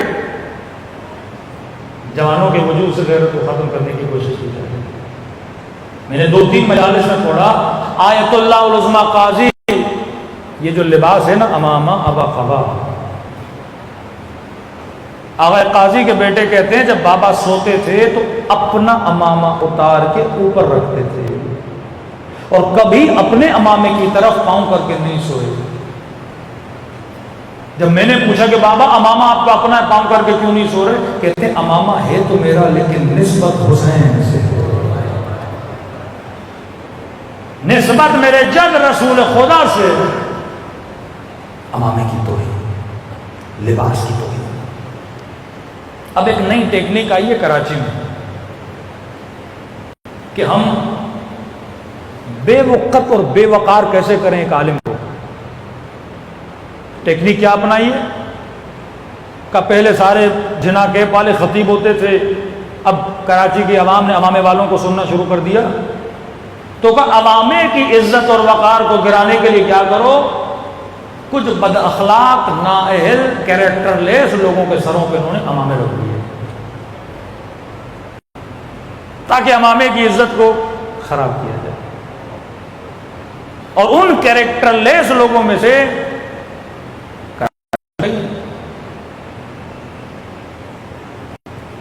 دو لوگ ٹی وی پہ اینکر تھے، دو لوگ، ایک دنیا نیوز پہ تھا، ایک سچ نیوز پہ تھا۔ دونوں نے تقریریں کرنا شروع کر دی، ایک نے داڑھی بڑی کی ہے، دوسرے نے بال بڑے کیے ہیں، ایک نے امامہ رکھا، ایک نے جنا کیپ رکھی۔ اور لباس کا مذاق، امامے کا مذاق، ابا ہے، قبا ہے، یہ لباس ہے صاحب الزمان ہے۔ حلیے بدلنا اس لباس کے، رنگ برنگی چیزیں اس لباس پہ رکھنا تاکہ مذاق اڑایا جائے، یہ بھی ایک طریقہ ہے امامے کے مذاق اڑانے کا، کہ آپ ایک بندر کے سر پہ امامہ رکھو، مذاق بندر کا نہیں، مذاق امامے کا ہے، ایک نااہل بندے کے سر پہ امامہ رکھا جائے۔ پھر رسول کی حدیث یاد آتی، آخری زمانہ آئے گا کہ ممبر پہ بندر بیٹھیں گے، ناچیں گے، اچھلیں گے، کودیں گے اور لوگ مزہ لیں گے۔ چلو بات یہاں تک ہوتی تو بات کافی، لیکن پھر اسی ممبر پر اب دیکھو، پہلے وہ ذاکر باز، وہ خطیب باز جو علماء اور مراجع کی توہین کرتے تھے، بندہ کہتا تھا چلو مولوی نہیں ہے نا، مولوی دشمنی ہے، اس کو حسد ہے، بغض ہے، جاہل ہے، لیکن اب صاحب امامہ اگر مرجع کی توہین کرے، اس سے بڑا تو کوئی خائن نہیں ہے نا، کہ صاحب الزمان کا لباس پہنے اور امت کے علماء کی توہین کرے۔ اپنے جوانوں کو کتاب ضرور لے کر دیے، پروٹوکولز آف جوز، یہودیت پروٹوکولز، لکھا ہے کہ ہم کس طرح امت محمد میں تفرقہ ڈالتے ہیں۔ CIA کے پریویس ہیڈ کا انٹرویو پڑھیے، وہ کہتا ہے ہم نے بڑی جنگیں کی مسلمانوں میں، جنگ میں بڑا خرچہ ہے، فائدہ نہیں ہے، اب بہترین طریقہ یہ ہے ان کو آپس میں لڑاؤ، شیعہ سنی آپس میں لڑیں، شیعہ آپس میں لڑیں۔ تھوڑا پولیٹیکل اویئرنیس اپنے وجود میں لائیے، واقعات اور حالات کو سمجھنے کی کوشش کریے۔ عراق کے شیعہ، لبنان کے شیعہ، آذربائیجان کے شیعہ، ایران کے شیعہ، پانچویں پاکستان کے شیعہ، انڈیا کے شیعہ، 6 ملک۔ ان 6 ملکوں میں کسی بھی ملک میں شیعوں میں اتنا جھگڑا اور تفرقہ اور دھڑا بندی نہیں ہے جتنی پاکستان میں، کسی ملک میں نہیں۔ ایک عجب معاملہ ہے پاکستان کا، کیونکہ انقلاب اسلامی کے بعد سب سے زیادہ پروکسیز یہاں بنی، ڈالر کا زور، ریال کا زور، جتنا ہو سکے دھڑا بندی کرو، کہیں ایسا نہ ہو کہ شیعہ مضبوط ہو جائے۔ اب اس کو توڑنے کے لیے کیا کرو؟ علماء کو بدنام کرو، نام خراب کرو۔ اب معاملہ لباس میں ہے، مولویوں کا لباس پہنا کر عالم کو بدنام کرو۔ ان کی نجی محفلوں میں آپ جائیں گے، زبان سے گالی کے علاوہ کوئی لفظ نہیں نکلتا۔ ان کی نجی زندگی آپ دیکھیں گے تو یہ غیرت دینی ہونی چاہیے۔ خمینی مدرسے فیضیہ میں کہنے لگے، اے اہل قوم تمہاری غیرت کو کیا ہوا ہے کہ امامہ پہن کر دین کی توہین کی جا رہی ہے، کہ اور کچھ نہیں کر سکتے، ان کے سروں سے امامے کیوں نہیں اتارتے؟ یہ لباس ابی عبداللہ الحسین ہے، یہ لباس امام زمانہ ہے۔ ایسے لوگ یہاں بن رہے ہیں اور اہل ولایت دیکھ رہے ہیں، یہ بھی غیرت کی کمی ہے۔ دینی غیرت جب کم ہو جائے اور وہن عالم وہن مذہب، مولا فرماتے ہیں ہر گناہ کی معافی ہے، توہین مذہب کی معافی نہیں ہے۔ توہین مذہب کا صرف یہ مطلب نہیں کوئی علم کی توہین کرے، کعبۃ اللہ کی توہین کرے۔ شعائر اللہ کا مطلب ہر وہ چیز جو معاشرے میں اللہ کے نام کو بلند کرے۔ علم کو دیکھ کر عباس یاد آتے ہیں، زری کو دیکھ کر حسین یاد آتے ہیں۔ یہ وہ شعائر ہیں جو سانس نہیں لیتے لیکن زندہ شعائر اللہ علماء ہیں۔ حدیث العلماء ورثۃ الانبیاء، غیبت امام کے بعد اگر اللہ کی نگاہ میں کسی کی قدر و قیمت علماء ہے۔ اور شیعوں کی طاقت مرجعیت ہے، واللہ اگر مرجعیت نہ ہو شیعوں کا وجود ہی نہیں۔ ملینز آف ڈالرز لگے عراق میں شیعہ سنی جنگ کرنے کے لیے، سیستانی نہ ہوتے عراق تباہ ہو چکا ہوتا۔ بلینز آف ڈالرز لگے ایرانی قوم پر۔ ابھی ریسنٹلی یہودیوں نے ایک آرٹیکل چھاپا انگلینڈ میں، ہر سال ان کا آرٹیکل آتا ہے، وہ لکھتے ہیں کہ 2024 تک شیعت کا ڈاؤن فال شروع ہو جائے گا، شیعت کا گولڈن ٹائم ختم ہے۔ ابھی ان کی اپنی کیلکولیشن ہے۔ ریزن کیا بتاتا ہے کہ دو ریزن ہیں، سیستانی بھی 80 کو کراس کر چکے ہیں، خامنئی بھی 80 کو کراس کر چکے ہیں، اور ان دونوں کے بعد ہمیں عالم تشیع میں لیڈرشپ نظر نہیں آتی۔ جیسے یہ دو جائیں گے شیعہ پہ گھر جائیں گے، ڈاؤن فال آف شیعہ شروع ہو جائے گا۔ وہ بھی جانتا ہے کہ شیعت کی طاقت کیا ہے، تبھی ایسے لوگ پیدا کیے جاتے ہیں، افسوس سے۔ اور رہبر معظم کے زخمی ہاتھ کا مذاق اڑایا جائے۔ بھائی ہاتھ زخمی کہاں ہوا تھا؟ گناہ کرتے وقت یا راہ خدا میں جہاد کرتے ہوئے؟ جمعے کا خطبہ دیتے ہوئے بم بلاسٹ ہوا، اللہ کا نام لیتے ہوئے بم بلاسٹ ہوا تھا، ترویج دین کرتے ہوئے بم بلاسٹ ہوا تو ان کا ہاتھ زخمی ہو گیا۔ یہ تو بالکل ایسے ہے کہ کراچی میں کوئی بم بلاسٹ ہو، 10 لوگ مر جائیں اور 15-20 لوگ زخمی ہو جائیں، اور آپ ان کے گھروں میں جا کے ان کی زخمی ٹانگوں کا مذاق اڑاؤ۔ یہ تو حرکت بنو امیہ ہے کہ حضرت عباس کے دونوں بازو کٹ گئے اور تو عباس کا مذاق اڑانے لگے۔ یہ ہاتھ راہ خدا میں زخمی ہوا ہے۔ تو نے اپنے اعضاء سے کتنی اللہ کی اطاعت کی ہے، تو نے اپنی زبان سے خدا کی کتنی عبادت کی ہے۔ خدا وہ اعضاء جو راہ خدا میں قربانی دیتے ہیں روز ان پر رحمتوں کو نازل کرتا ہے، اور وہ اعضاء جو اللہ کی نافرمانی کرتے ہیں روز علی اور آل علی کی ان پہ لعنت ہوتی ہے۔ یہ معاشرے سے غیرت دینی کو ختم کرنے کے لیے دو لفظ یاد رکھیے، ایک ہوتی ہے لیگل ویلیو، ایک ہوتی ہے مورل ویلیو۔ اس معاملے کو سمجھیے، جو پولیٹکس کے اسٹوڈنٹ ہیں وہ بہتر ان چیزوں کو سمجھتے ہیں، جنہوں نے سوشل اسٹڈی پڑھی ہے ان کو پتا ہے کہ معاشرے کو کیسے بدلا جاتا ہے۔ امام خمینی ولی فقیہ بنے نہیں تھے، پر اس سے پہلے ولی فقیہ تھے۔ لیگلی نہیں بنے تھے لیکن مورلی لوگوں کی نگاہوں میں ولی فقیہ تھے۔ مورل ویلیو، یہ بڑی خطرناک ہوتی ہے۔ آغا خامنئی لیگلی ولی فقیہ بنے تھے لیکن ایران میں ابھی مورلی نہیں بنے تھے۔ اور جب موسوی احمدی نژاد کی لڑائی شروع ہوئی ایران میں، اس وقت دنیا نے کہا اب خامنئی مورلی بھی ولی فقیہ بن۔ مورلی کا مطلب کیا؟ کہ آپ کو ایک لیگل ویلیو دی جاتی ہے لیکن مورلی بھی لوگ اس مقام کو اتنا سمجھیں اور آپ کی اطاعت اتنی کریں۔ یہ جب آغا خامنئی نے تقریر کی کہ اے خدا، اے امام زمانہ، یہ حکومت میرے پاس ہے، اب بدن ضعیف ہے، ہاتھ کمزور ہے، ملک ہاتھ سے نکلا جا رہا ہے، اب ہمارے پاس آپ کے علاوہ کوئی نہیں۔ ان کے ان جملوں نے پورے ایران کو روڈوں پہ لایا تھا، اور وہ جتنا فتنہ تھا اس فتنے کو کیا ختم کیا۔ دنیا نے کہا نہیں، اب خامنئی مورلی بھی اتنے مضبوط ہو چکے ہیں، اگر یہ کچھ کہیں تو یہ قوم نکلنے کے لیے تیار ہے۔ آغا سیستانی لیگلی ولی فقیہ نہیں ہے بل مورلی علاقے میں ولی فقیہ ہے۔ ایک فرمان دیتے ہیں کیونکہ حکومت نے ان کو کوئی عہدہ نہیں دیا، پارلیمنٹ نے ان کو کوئی عہدہ نہیں دیا، لیکن مورلی اخلاقی طور پر عراقی ان کو ایسے مانتے ہیں جیسے ایران میں ایک ولی فقیہ کی بات کو مانا جاتا ہے۔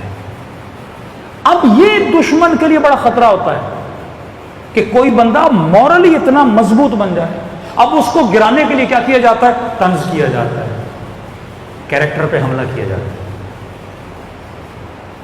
کہ پاکستان کے شیعوں میں اگر کوئی بڑا سانحہ رونما ہوا تھا تو وہ 90s میں ہوا، کہ جب آپ کی قیادت کو مورلی ڈاؤن کیا گیا، جس میں ہمارے اپنے استعمال ہوئے اور قیادت کو گرا دیا گیا۔ اور جب قیادتیں مورلی ڈاؤن اسٹیپ چلی جاتی ہیں، پھر قوم کو حق نہیں کہ وہ قیادتوں پہ اعتراض کرے۔ ایک بڑی سازش ہوئی 1997 میں، جوانوں کو ایک ڈھانچے سے الگ کر دیا گیا۔ میں نے لاہور میں تقریر کی تھی، آج آخری بار کر رہا ہوں اس موضوع پر، کیونکہ خطیب کے پاس لاؤڈ کے علاوہ کچھ نہیں ہوتا، لاؤڈ ہی ہوتا ہے جس سے وہ عوام کو اویئر کر سکتا ہے۔ چند آپ کو ہنٹ دے رہا ہوں جس سے آپ سمجھیں، کیونکہ واقعہ جب رونما ہوتا ہے اس وقت بندے کو پتہ نہیں ہوتا کیا ہو رہا ہے۔ جب کربلا ہو رہی تھی تو دیکھنے والے سمجھ رہے تھے حسین ختم ہو گئے، لیکن جب کربلا ہو گئی آج احساس ہو رہا ہے کہ حسین باقی ہے۔ 1999 میں مارشل لا لگا پاکستان میں، اس سے پہلا والا مارشل لا کس کا تھا؟ ضیاء-ال-حق کا۔ جب مارشل لا لگا لوگوں کو نہیں پتا کیوں لگا، پتہ ہی نہیں ہوتا نا، ریزنز کیا ہیں، اسباب کیا ہیں، پتہ نہیں ماشاء اللہ۔ لیکن مقام تعجب یہ ہے کہ ضیاء-ال-حق کے مارشل لا کے بعد سوویت یونین کے خلاف جہاد شروع ہو گیا، کیونکہ اگر پاکستان میں شاید کوئی جمہوری حکومت ہوتی وہ اجازت نہ دیتی۔ ماشاءاللہ رزلٹ سوویت یونین 1999 میں ماشاءاللہ لگا، اور عجیب اتفاق ہے 2001 میں 9/11 ہو جاتا ہے، دین اگین پاکستان کو استعمال کیا جاتا ہے افغانستان میں۔ کڑیاں جوڑتے جاؤ۔ 1997 میں قیادت کو توڑا گیا پاکستان میں، اپنے لوگ استعمال ہوئے، گھٹیا ترین الزام لگائے، کیریکٹر لیس باتیں کی، جس کا نہ سر نہ پیر، پرسنل گارڈز کو یوز کیا گیا، چھوڑ دیں معاملات کو۔ قوموں میں قیادت کو مورلی گرایا گیا۔ کیوں؟ کیونکہ سب کو پتا ہے اگر قوم کے اندر مرکزیت رہی تو یہ قوم مضبوط رہے گی۔ ہدف ہے مرکزیت کو توڑا جائے۔ میرا تعلق کسی بھی تنظیم سے نہیں ہے، لیکن جو اصولی باتیں اصولی باتیں ہیں۔ جب آپ یہ کہتے ہو میں ولی فقیہ کا مان، ولی فقیہ مطلب خط ولایت۔ میرے دل میں اگر امام زمانہ کے بعد کسی کی محبت ہے وہ آقا ہم نہیں کی ہے سب سے زیادہ، کیونکہ ولی فقیہ ہیں۔ خط ولایت کا مطلب کیا ہے؟ کہ تو اس خط سے ادھر ادھر نہ جائے، اسی خط پہ باقی رہے۔ اگر خط سے ہٹا تو تیرے اندر اطاعت نہیں ہے، اور اطاعت نہیں تو عباس کا پیرو نہیں۔ تو لاہور میں میں نے تقریر کی اور کچھ جوانوں نے کلپ چلا دی ہمارے خلاف، کہ مولانا نے نمائندے ولی فقیہ پہ بات کی اور کہا کہ ویب سائٹ پہ جا کے لکھو کہ نمائندے ولی فقیہ کون ہے، اور ہم نے لکھا ہے اور جواب یہ ملا ہے کہ پاکستان میں نمائندے ولی فقیہ آغا حسینی ہیں۔ میں پولیٹیکل نمائندگی کی بات کر رہا ہوں، خمس کلیکٹر کی بات نہیں کر رہا۔ آغا حسینی ہوں یا آغا بہادینی ہوں، نمائندے رہبر ہیں پاکستان میں خمس لینے کے لیے، نمائندہ ہیں۔ اگر کوئی مقلد ہے آغا خامنئی کا اور خاتون پہ شوہر ظلم کر رہا ہے، طلاق نہیں دے رہا، خلا اگر لینا ہے تو یہ نمائندہ خلا جاری کر سکتا ہے، یہ پاورز ہیں۔ کسی بھی ایسے نمائندے کو پاکستان کے پولیٹیکل معاملات میں مداخلت کرنے کی آغا خامنئی نے بھی اجازت نہیں دی ہے۔ اگر وہ مداخلت کرے بھی تو غلط ہے، سختی سے منع ہے رہبر کا۔ ایسے نمائندے ہندوستان میں بھی ہیں، لبنان میں، ان کی اجازت نہیں ہے۔ پاکستان کے پولیٹیکل معاملات کو ایک پاکستانی دیکھے گا، اس نمائندے کو رہبر معظم کی اخلاقی تائید حاصل ہوتی ہے، جس طرح حسن نصر اللہ کو اپنا لبنان میں۔ یہ چیز برداشت نہیں ہے کہ پاکستان میں شیعہ واحد بنے، آج گلگت بلتستان آپ چلے جائیں شرم آتی ہے، تو تھرڈ شیعہ میجورٹی ہے. کبھی شیعہ وزیر اعظم افغان نہیں بنتا. جمہوریت کا حق ہے جب آپ 2/3 لیتے ہو تو آپ کا بندہ آنا چاہیے. ہمیشہ ایک نااہل ترین بد کردار ترین بندے کو وہاں کا وزیر اعظم بنایا جاتا ہے. جب میں نے آغا راحت سے کہا کہ مولانا اسمبلی میں ہیں تو شیعہ نہ کا شیعہ ہیں پر اپنی تنظیم کے نہیں ہیں، سیاسی پارٹیوں کے ہیں. مولانا پینے پلانے والے لوگ ہیں، ان کے دل میں خوف خدا اور غیرت دینی ہوگی.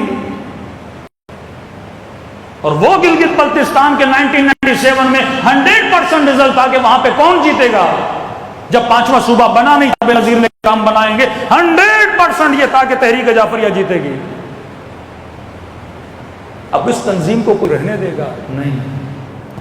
شہید حسینی نے کبھی مین تنظیم سے بغاوت نہیں کی. پولیٹیکل نمائندہ کون ہے؟ وہ مشخص ہے، اس میں کوئی دو رائے نہیں ہے. قبلہ راجہ ناصر صاحب کا بیان موجود ہے یوٹیوب پر کہ نمائندہ ولی فقیہ پاکستان میں کون ہے، خود بتاتے ہیں. وہ ٹکٹ کے پیسے میں دیتا ہوں، تم چلے جاؤ حرم معصومہ میں دیکھو کہ نمائندہ ولی فقیہ کا دفتر کس کے نام پر ہے. مشہد میں جا کے دیکھو نمائندہ ولی فقیہ کا دفتر کس کے نام پر ہے. اور تعجب یہ ہے کہ لاہور کے جوان ہے کہنے لگے مولانا ہمیں پتہ ہی نہیں. پھر جوان ہمیں کہتے ہیں مولانا یہ مولوی آپس میں ملتے کیوں نہیں ملتے؟ بھائی یہ کام تو میرا نہیں ہے، ہمارا کام ہے اس لاؤڈ پہ بولنا، علماء کا کام ہے آپس میں ملنا.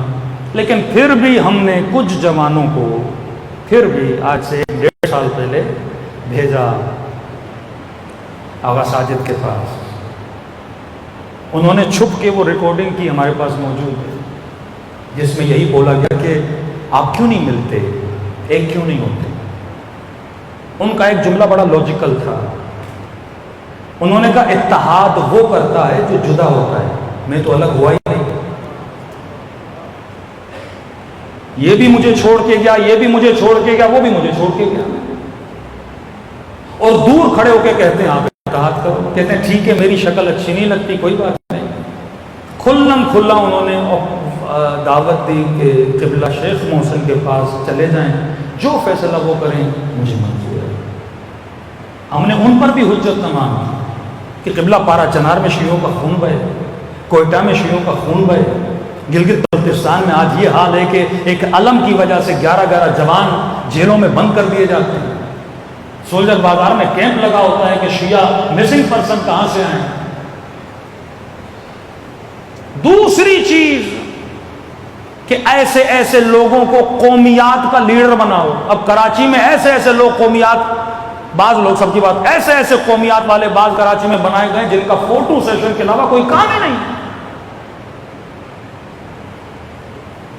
جہاں جا رہے ہیں کیمرہ والا بندہ ساتھ ہے، 10 فوٹو یہاں نکالے، 10 فوٹو یہاں نکالے. نہ سر پہ امامہ ہے، نہ عالم ہے، کرپٹ بھی ہیں.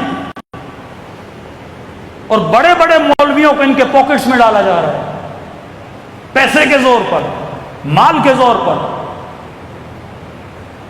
قومیں اس طرح تباہ ہوتی ہیں جب قوموں میں اتحاد نہیں ہوتا.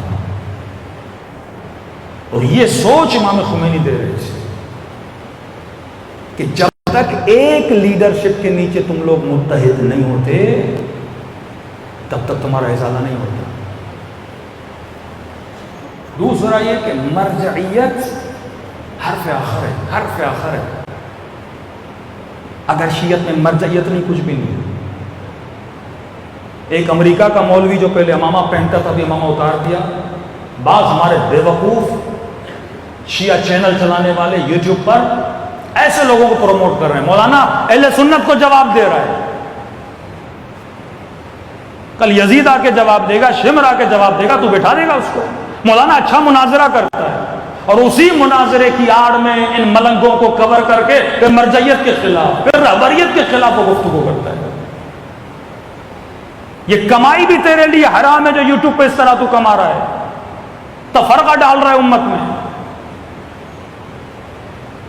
اخباریت کو عام کر رہا ہے. تو شیعہ مکتب اصولیین کا مکتب ہے، یہ مفید کا مکتب ہے، یہ بابوے کا مکتب ہے، یہ شہید اول شہید ثانی کا مکتب ہے. اس قدر محنت کی گئی اس مکتب کے لیے، لیکن آج اسی اصولی مکتب کو بھی ٹھیس پہنچائی جا رہی ہے۔ ایک نقطہ ذہن میں رکھ لیجئے، divide and rule, divide and rule, جتنا توڑو گے اتنا ان کا رول کر سکو گے۔ کہ ایک میں عوامانہ آپ کو مثال دے رہا تھا کہ اگر کراچی کا ایک مرکزی جلوس ہے، اگلا بندہ بولے کہ میں بھی جلوس نکالوں گا اور بولوں گا یہ مرکزی ہے، تیسرا بندہ بولے میں بھی جلوس نکالوں گا یہ مرکزی ہے، چوتھا بندہ بولے میں بھی جلوس نکالوں گا مرکزی ہے۔ اب نکال تو جلوس رہا ہے، لیکن دشمنی کس سے کر رہا ہے؟ حیثیت کم کر رہا ہے مرکز کی۔ آپ جتنے لیڈر بنتے جاؤ گے کمزور آپ ہوگے، فائدہ دشمن کا ہوگا۔ آج شیعوں کا کوئی کراچی میں معاملہ ہوتا ہے، کس سے بات کی جاتی ہے؟ جب تک پاور کو سینٹرلائز آپ نہیں کرو گے اب تباہ ہو جاؤ گے۔ یہی حال پولیٹکس میں، پاکستان میں جنگ پاور کی جنگ ہے، یا جمہوریت ہو یا مارشاء اللہ ہو۔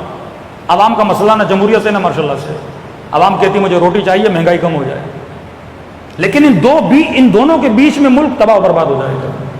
پاور جب ایک جگہ ٹرانسفر نہیں کرو گے، قوموں کے اندر جب تک اطاعت نہیں پیدا ہو، امیر المؤمنین کہتے تھے اطاعت کرو اطاعت، اگر اطاعت علماء کی نہیں ہے، مراجع کی نہیں ہے، انسان معاشرہ تباہ و برباد ہو جاتا ہے۔ تسبیح کی طرح نظم پیدا کرنا ہے تو اپنے اندر تسبیح کے دانوں کی طرح نظم پیدا کرو۔ صلوات پڑھیں محمد و آل محمد۔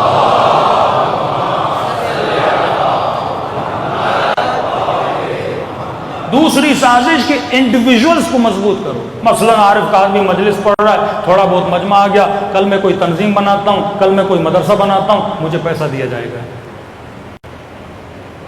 100 میرے فالوور، 50 اس کے فالوور، 50,000 اس کے فالوور، 2,000 اس کے فالوور، پھر شخصیت پرستی، معاشرہ اس طرح ڈویژن ہو جائے گی۔ اور افسوس سے کہنا پڑتا ہے، میں تمام علماء کا احترام کرتا ہوں، لیکن اگر کوئی اصل شیعت کا انکار کرے، ہمارے جو اصول ہیں، شیعہ انبیاء کو معصوم مانتا ہے، ہمارا عقیدہ ہے نبی کبھی بھی گناہ نہیں کر سکتے، لیکن ایک لاہور کے عالم دین ہے، میں احترام کرتا ہوں، جب آپ تقریروں میں یہ بولیں گے کہ حضرت آدم نے گناہ کیا، یہ وہی وہابیت والی بات ہے۔ جب آپ نماز عید کے خطبوں میں یہ بولیں گے کہ قرآن میں صراحتاً حکم ہے کہ نماز جمعہ واجب ہے، اور یہ مراجع کیوں کہہ رہے ہیں کہ نماز جمعہ اختیاری ہے، یہ اٹیک مرجعیت پر ہے۔ 14 سال ہو گئے گاؤں گلی گلی جاتے لوگوں کو مرجعیت کی طرف آنے کے لیے، اور ایک صاحب امامہ اگر مرجعیت کے لیے ایسے جملے بولتے ہیں، اور پھر ایک مذاقاً جوک بولا جائے کہ ایک ٹیچر کلاس کو چھوڑ کے چلا جائے اور جسے مانیٹر بنا کے جائے، اور اسٹوڈنٹس کو وہ یہ بولے جھوٹ میں کہ آج چھٹی ہے، سارے اسٹوڈنٹ نکل جائیں، اور بعد میں ٹیچر کو پتہ لگے جس نے یہ بولا اسے بھی سزا دے گا، جو بھاگ گئے اسے بھی سزا دے گا، بولے کہ آج کے مراجع کا حال یہ ہے الیاذ باللہ کہ امام زمانہ نے ان کو مانیٹر بنایا اور انہوں نے جمعے کی چھٹی کرا دی۔ یہ نظریہ وہابیوں کا نظریہ ہے کہ قرآن کی ظاہری آیتوں پہ فتویٰ دینا۔ ہاں ایک حل ہے کہ آپ مرجعیت کا اعلان کریں پاکستان میں، بولیں میں مرجع ہوں، میں مجتہد ہوں، میرا فتویٰ ہے کہ جمعہ واجب ہے، پھر کوئی مسئلہ نہیں ہے، آپ کے مقلد جمعہ پڑھیں گے۔ آغا فاضل کے نزدیک شاید سر پانی میں جائے تو مثلا روزہ باطل نہیں ہوتا، یہ تھوڑی آغا فاضل آغا بہجت پہ تنقید کریں، آغا خامنئی پہ تنقید کریں، اس سے مرجعیت ختم ہو جاتی ہے۔ میں اگر مرجع نہیں ہوں، اگر میں نے مرجعیت کا اعلان نہیں کیا، مجھے حق نہیں ہے میں کسی مجتہد کی فتویٰ پہ تنقید کروں۔ ظواہر آیات قرآن پہ اگر حکم دینا ہوتا تو قرآن میں صریحتاً لکھا ہے، ابا حضرت آزر کو حضرت ابراہیم کا باپ بتایا گیا ہے، اور خدا کہتا ہے وہ کافر تھا، پھر آپ بھی مانو حضرت ابراہیم کے والد کافر تھے اگر ظواہر پہ حکم کرنا ہے۔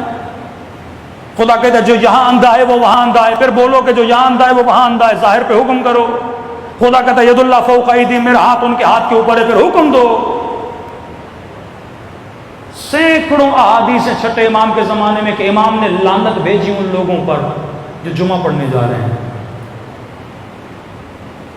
بعض ہمارے غالی غلات شیعہ جو بے وقوف ہیں وہ اس حدیث سے کیا سمجھتے ہیں کہ آج کے زمانے میں جمعہ پڑھنا حرام ہے. بعض پھر یہ نتیجہ نکالتے ہیں بنو عباس اور بنو امیہ کے زمانے میں جو جمعہ پڑھنے جاتے تھے،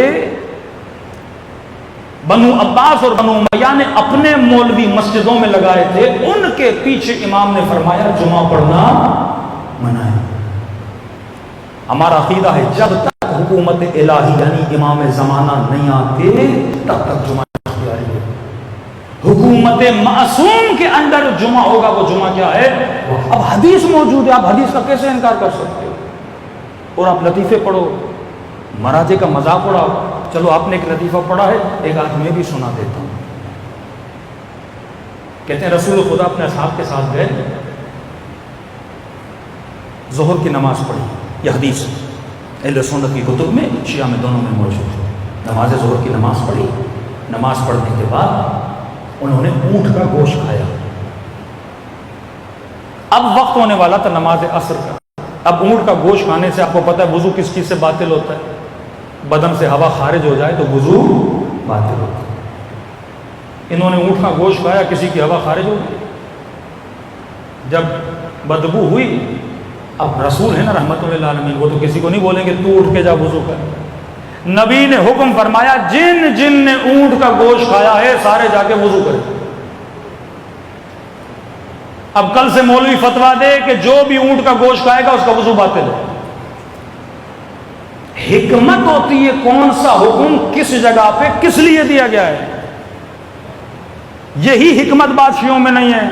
بعض جمعے کو حرام سمجھتے ہیں اور بعض نے کہہ دیا کہ جمعہ واجب ہے. مرجعیت کا میں بھی اعلان اگر کر دوں مرجعیت کا، پھر میرا فتویٰ ہے، میرے مقلد میرے فتوے پہ کیا کریں؟ عمل کریں. کسی کو حق نہیں ہے کسی مرجع کو کیا کرے؟ روکے. اسی طرح رہبر کا ایک فتویٰ ہے، اس کے مرجع عمل نہ کرے. آغا سستانی کا ایک فتویٰ ہے، مرجع عمل کرے. مرجعیت شیعت کی بقا ہے، انبیاء کی عصمت ہمارا ایمان ہے. کسی نبی کا باپ کافر نہیں ہو سکتا. اگر آپ اس بات پہ آ گئے پھر علی بن ابی طالب کے لیے کیا بولو گے؟ یہی تو بولتے ہیں کہ جب ابراہیم کا باپ قرآن میں خدا کہتا ہے اس کا باپ آزر ہے وہ کافر ہے لیاذ باللہ، تب کہتے ہیں علی بن ابی طالب تو نبی نہیں ہے. ساری اساس ہمارے عقیدوں کی خراب ہو جاتی ہے. یہ سوچ اور فکر ہمیں ہونی چاہیے کہ جب ہم گفتگو کر رہے ہیں کہیں مکتب کو نقصان نہ دیں. سبق پڑھے محمد والا.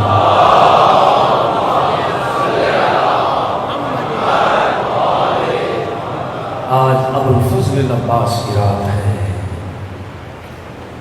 عباس مظہر اطاعت ہے، مظہر اطاعت. آپ کربلا جاتے ہو دو روزے دیکھتے ہو، ایک حسین کا روزہ ایک عباس کا روزہ. دور سے ایسے لگتا ہے دونوں امام ہیں. کبھی سوچا اتنی فضیلت قرآن عباس کو کیوں دی؟ ادب کی وجہ سے، اطاعت کی وجہ سے. 2 محرم کا دن آیا، شمر نے حکم دیا کہ خیمے ہٹا دیا جائے. کہتے ہیں غازی نے جیسے سنانا لشکر والے کہتے ہیں اتنا ہم نے کبھی عباس کے چہرے پہ نہیں دیکھا. تلوار نکالی، لکیر کھینچی. اگر کسی میں جرت ہے تو لکیر کو پار کر کے دیکھا. امام حسین بھی زینب کے خیمے میں گئے، فرمایا بہن زینب لکیر جی عباس کے ہوتے ہوئے کسی میں جرت ہے سیدانیوں کے خیموں کو ہاتھ لگائے. حسین جنگ نہیں چاہتا.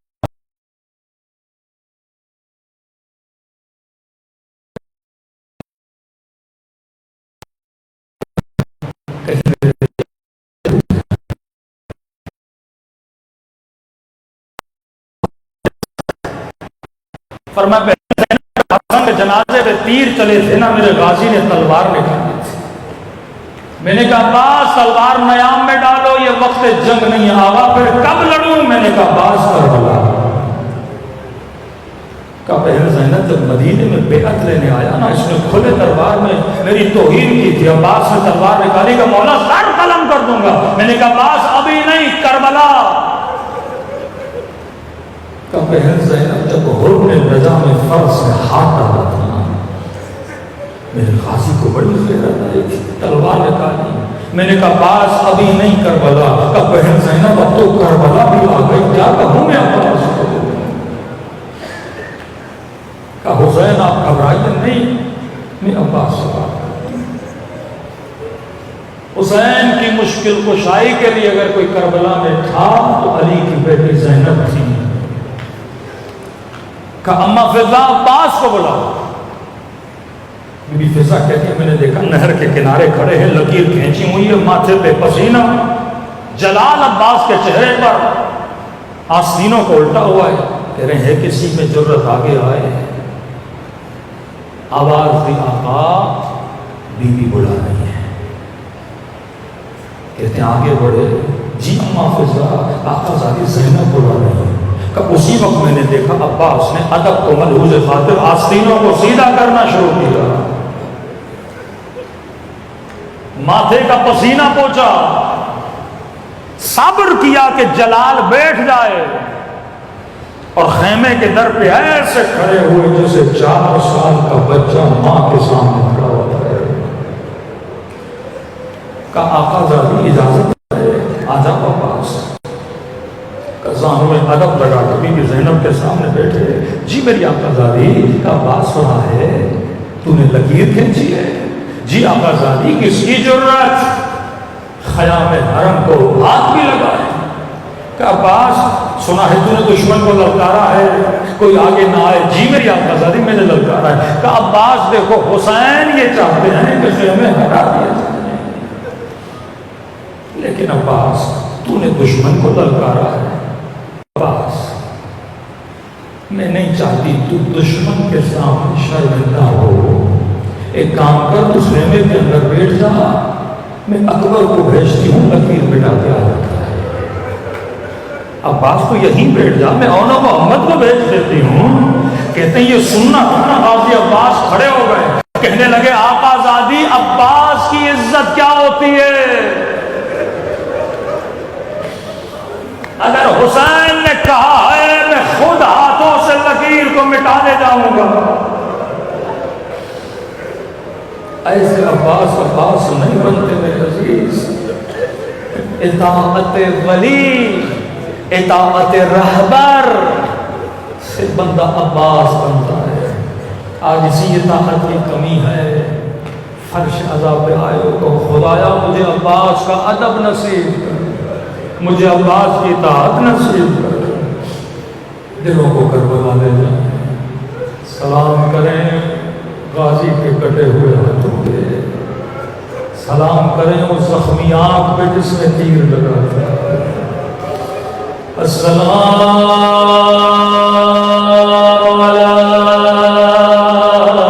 الحسین وعلی علی ابن وعلی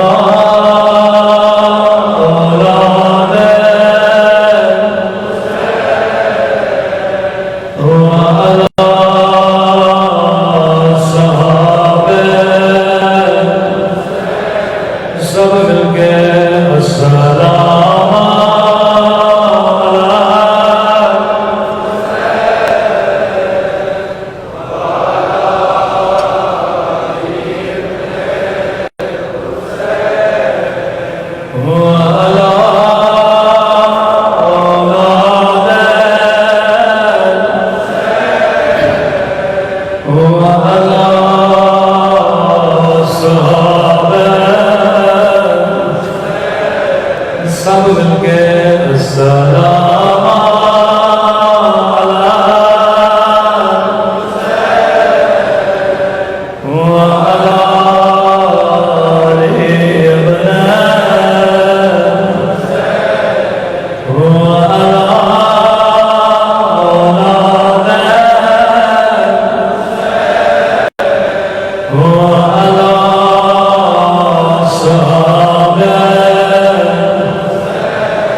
میرا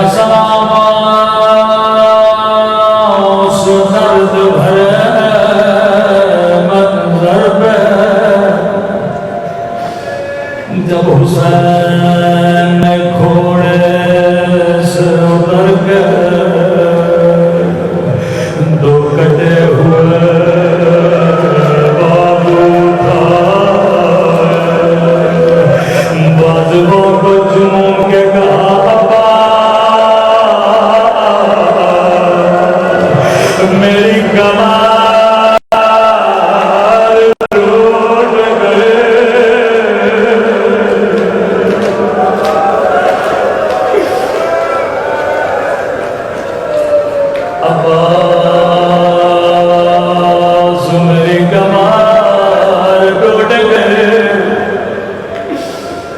ऐ खुदा ये अज़ादार जो फर्श अज़ा पे मौजूद है, तुझे अब्बास के कटे हुए बाजुओं का वास्ता, इन सबको अब्बास की कब्र की तजारत नसीब फरमा।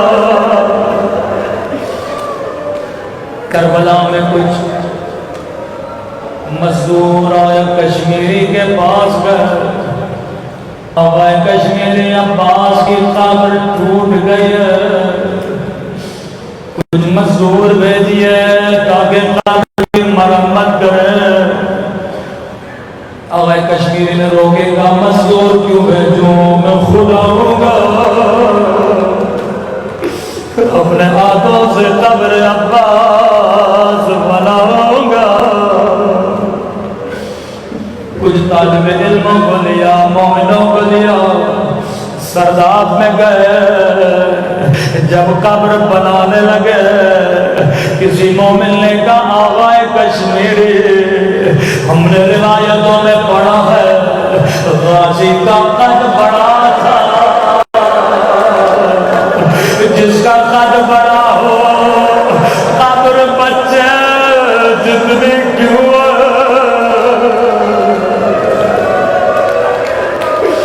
कदीमी मोमिन समझ गए, जैसे आए कश्मीरी ने सुना तारो कतार रोने लगे। कहते वल्लाह मुझे भी नहीं पता, लेकिन ये सच है, कद इतना बड़ा था, पांव जमीन पे लगते थे जब घोड़े पे बैठते थे। फरमाते हैं पूरी रात राजों ने आज किया, ख्वाब के आलम में इमाम ज़ैनुल आबिदीन को देखा, कहने लगे कश्मीरी मेरे अदाकारों को बता दो, मेरे चचा का कद बड़ा था, जब मैं नहर फुरात पे जनाजा उठाने गया, मैंने हाथ सीने के नीचे दिए, सीना ऊपर आया, मैंने हाथ पाँवों के नीचे दिए, पाँव ऊपर आ गए, मुक़द्दउल अअज़ा, वो चचा बाज के बदन टुकड़े टुकड़े हो गए।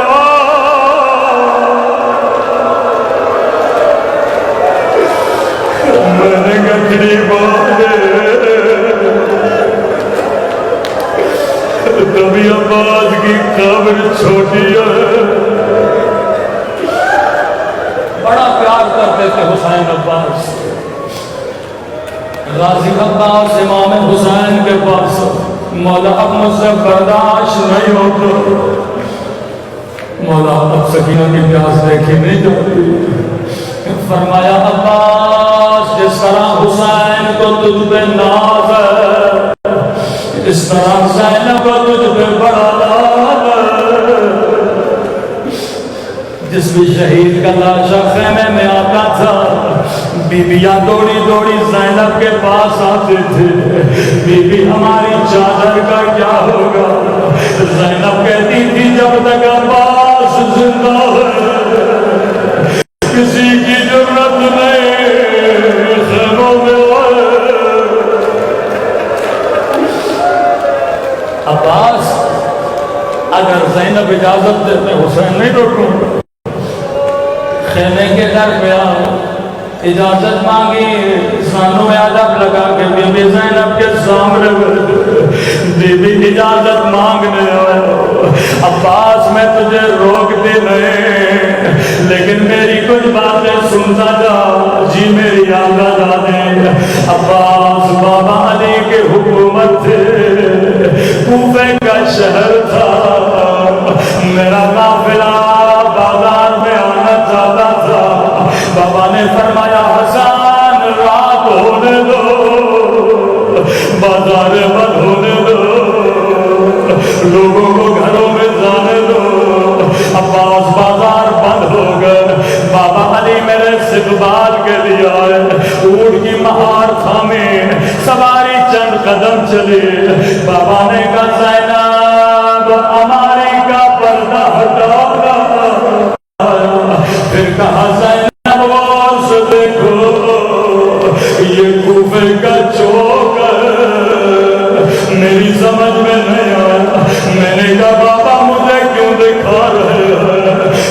सवारी को बिठाया, बाबा की आंखों से आंसू जारी थे। एक मर्तबा मेरी कलाइयों का बोझा लेने लगे, मेरे सर का बोझा लेने लगे, कहने लगे ज़ैनब यही बाजार होगा, तेरे हाथों में रस्सियाँ, तेरे सर पे चादर।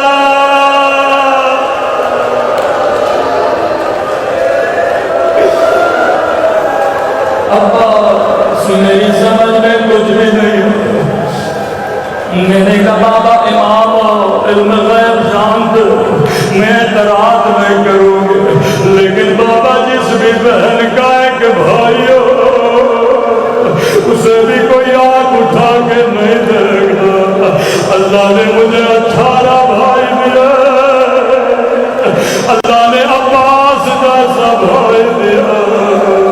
बाबा ने कहा ज़ैनब हसन न रहेंगे, हुसैन न रहेंगे, अब्बास न रहेंगे। अब सुनेंगे नहीं कि ज़ैनब ने कैसे खुदा हाफिज किया। कहा अब्बास खड़ा होगा, दोनों बाहें अब्बास के गले में डाले, कहा खुदा हाफिज अब्बास। अब मैं ज़ैनब समझ गए मेरी चादर उतरने का वक्त करीब है, मेरे हाथों में रस्सियाँ।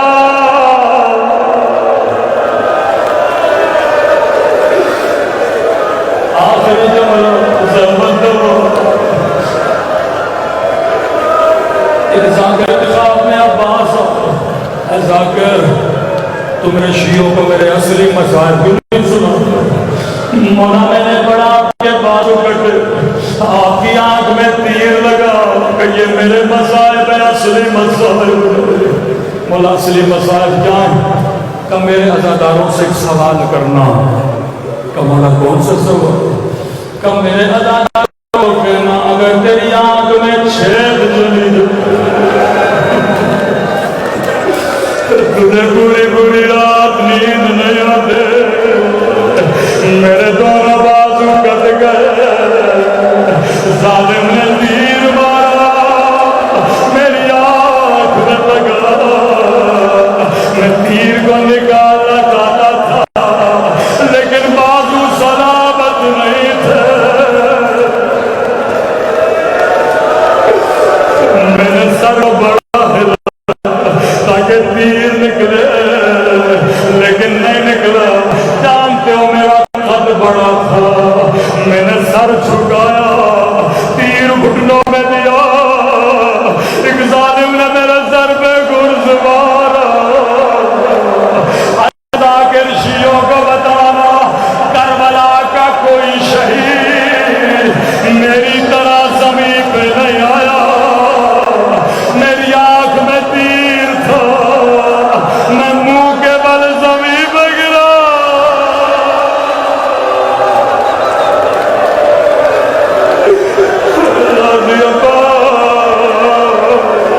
ये शिया तेरी मजलूमियत में परवा। एक जुमला में अपनी तरफ से कहो, हाँ गाज़ी अब्बास ये सच है।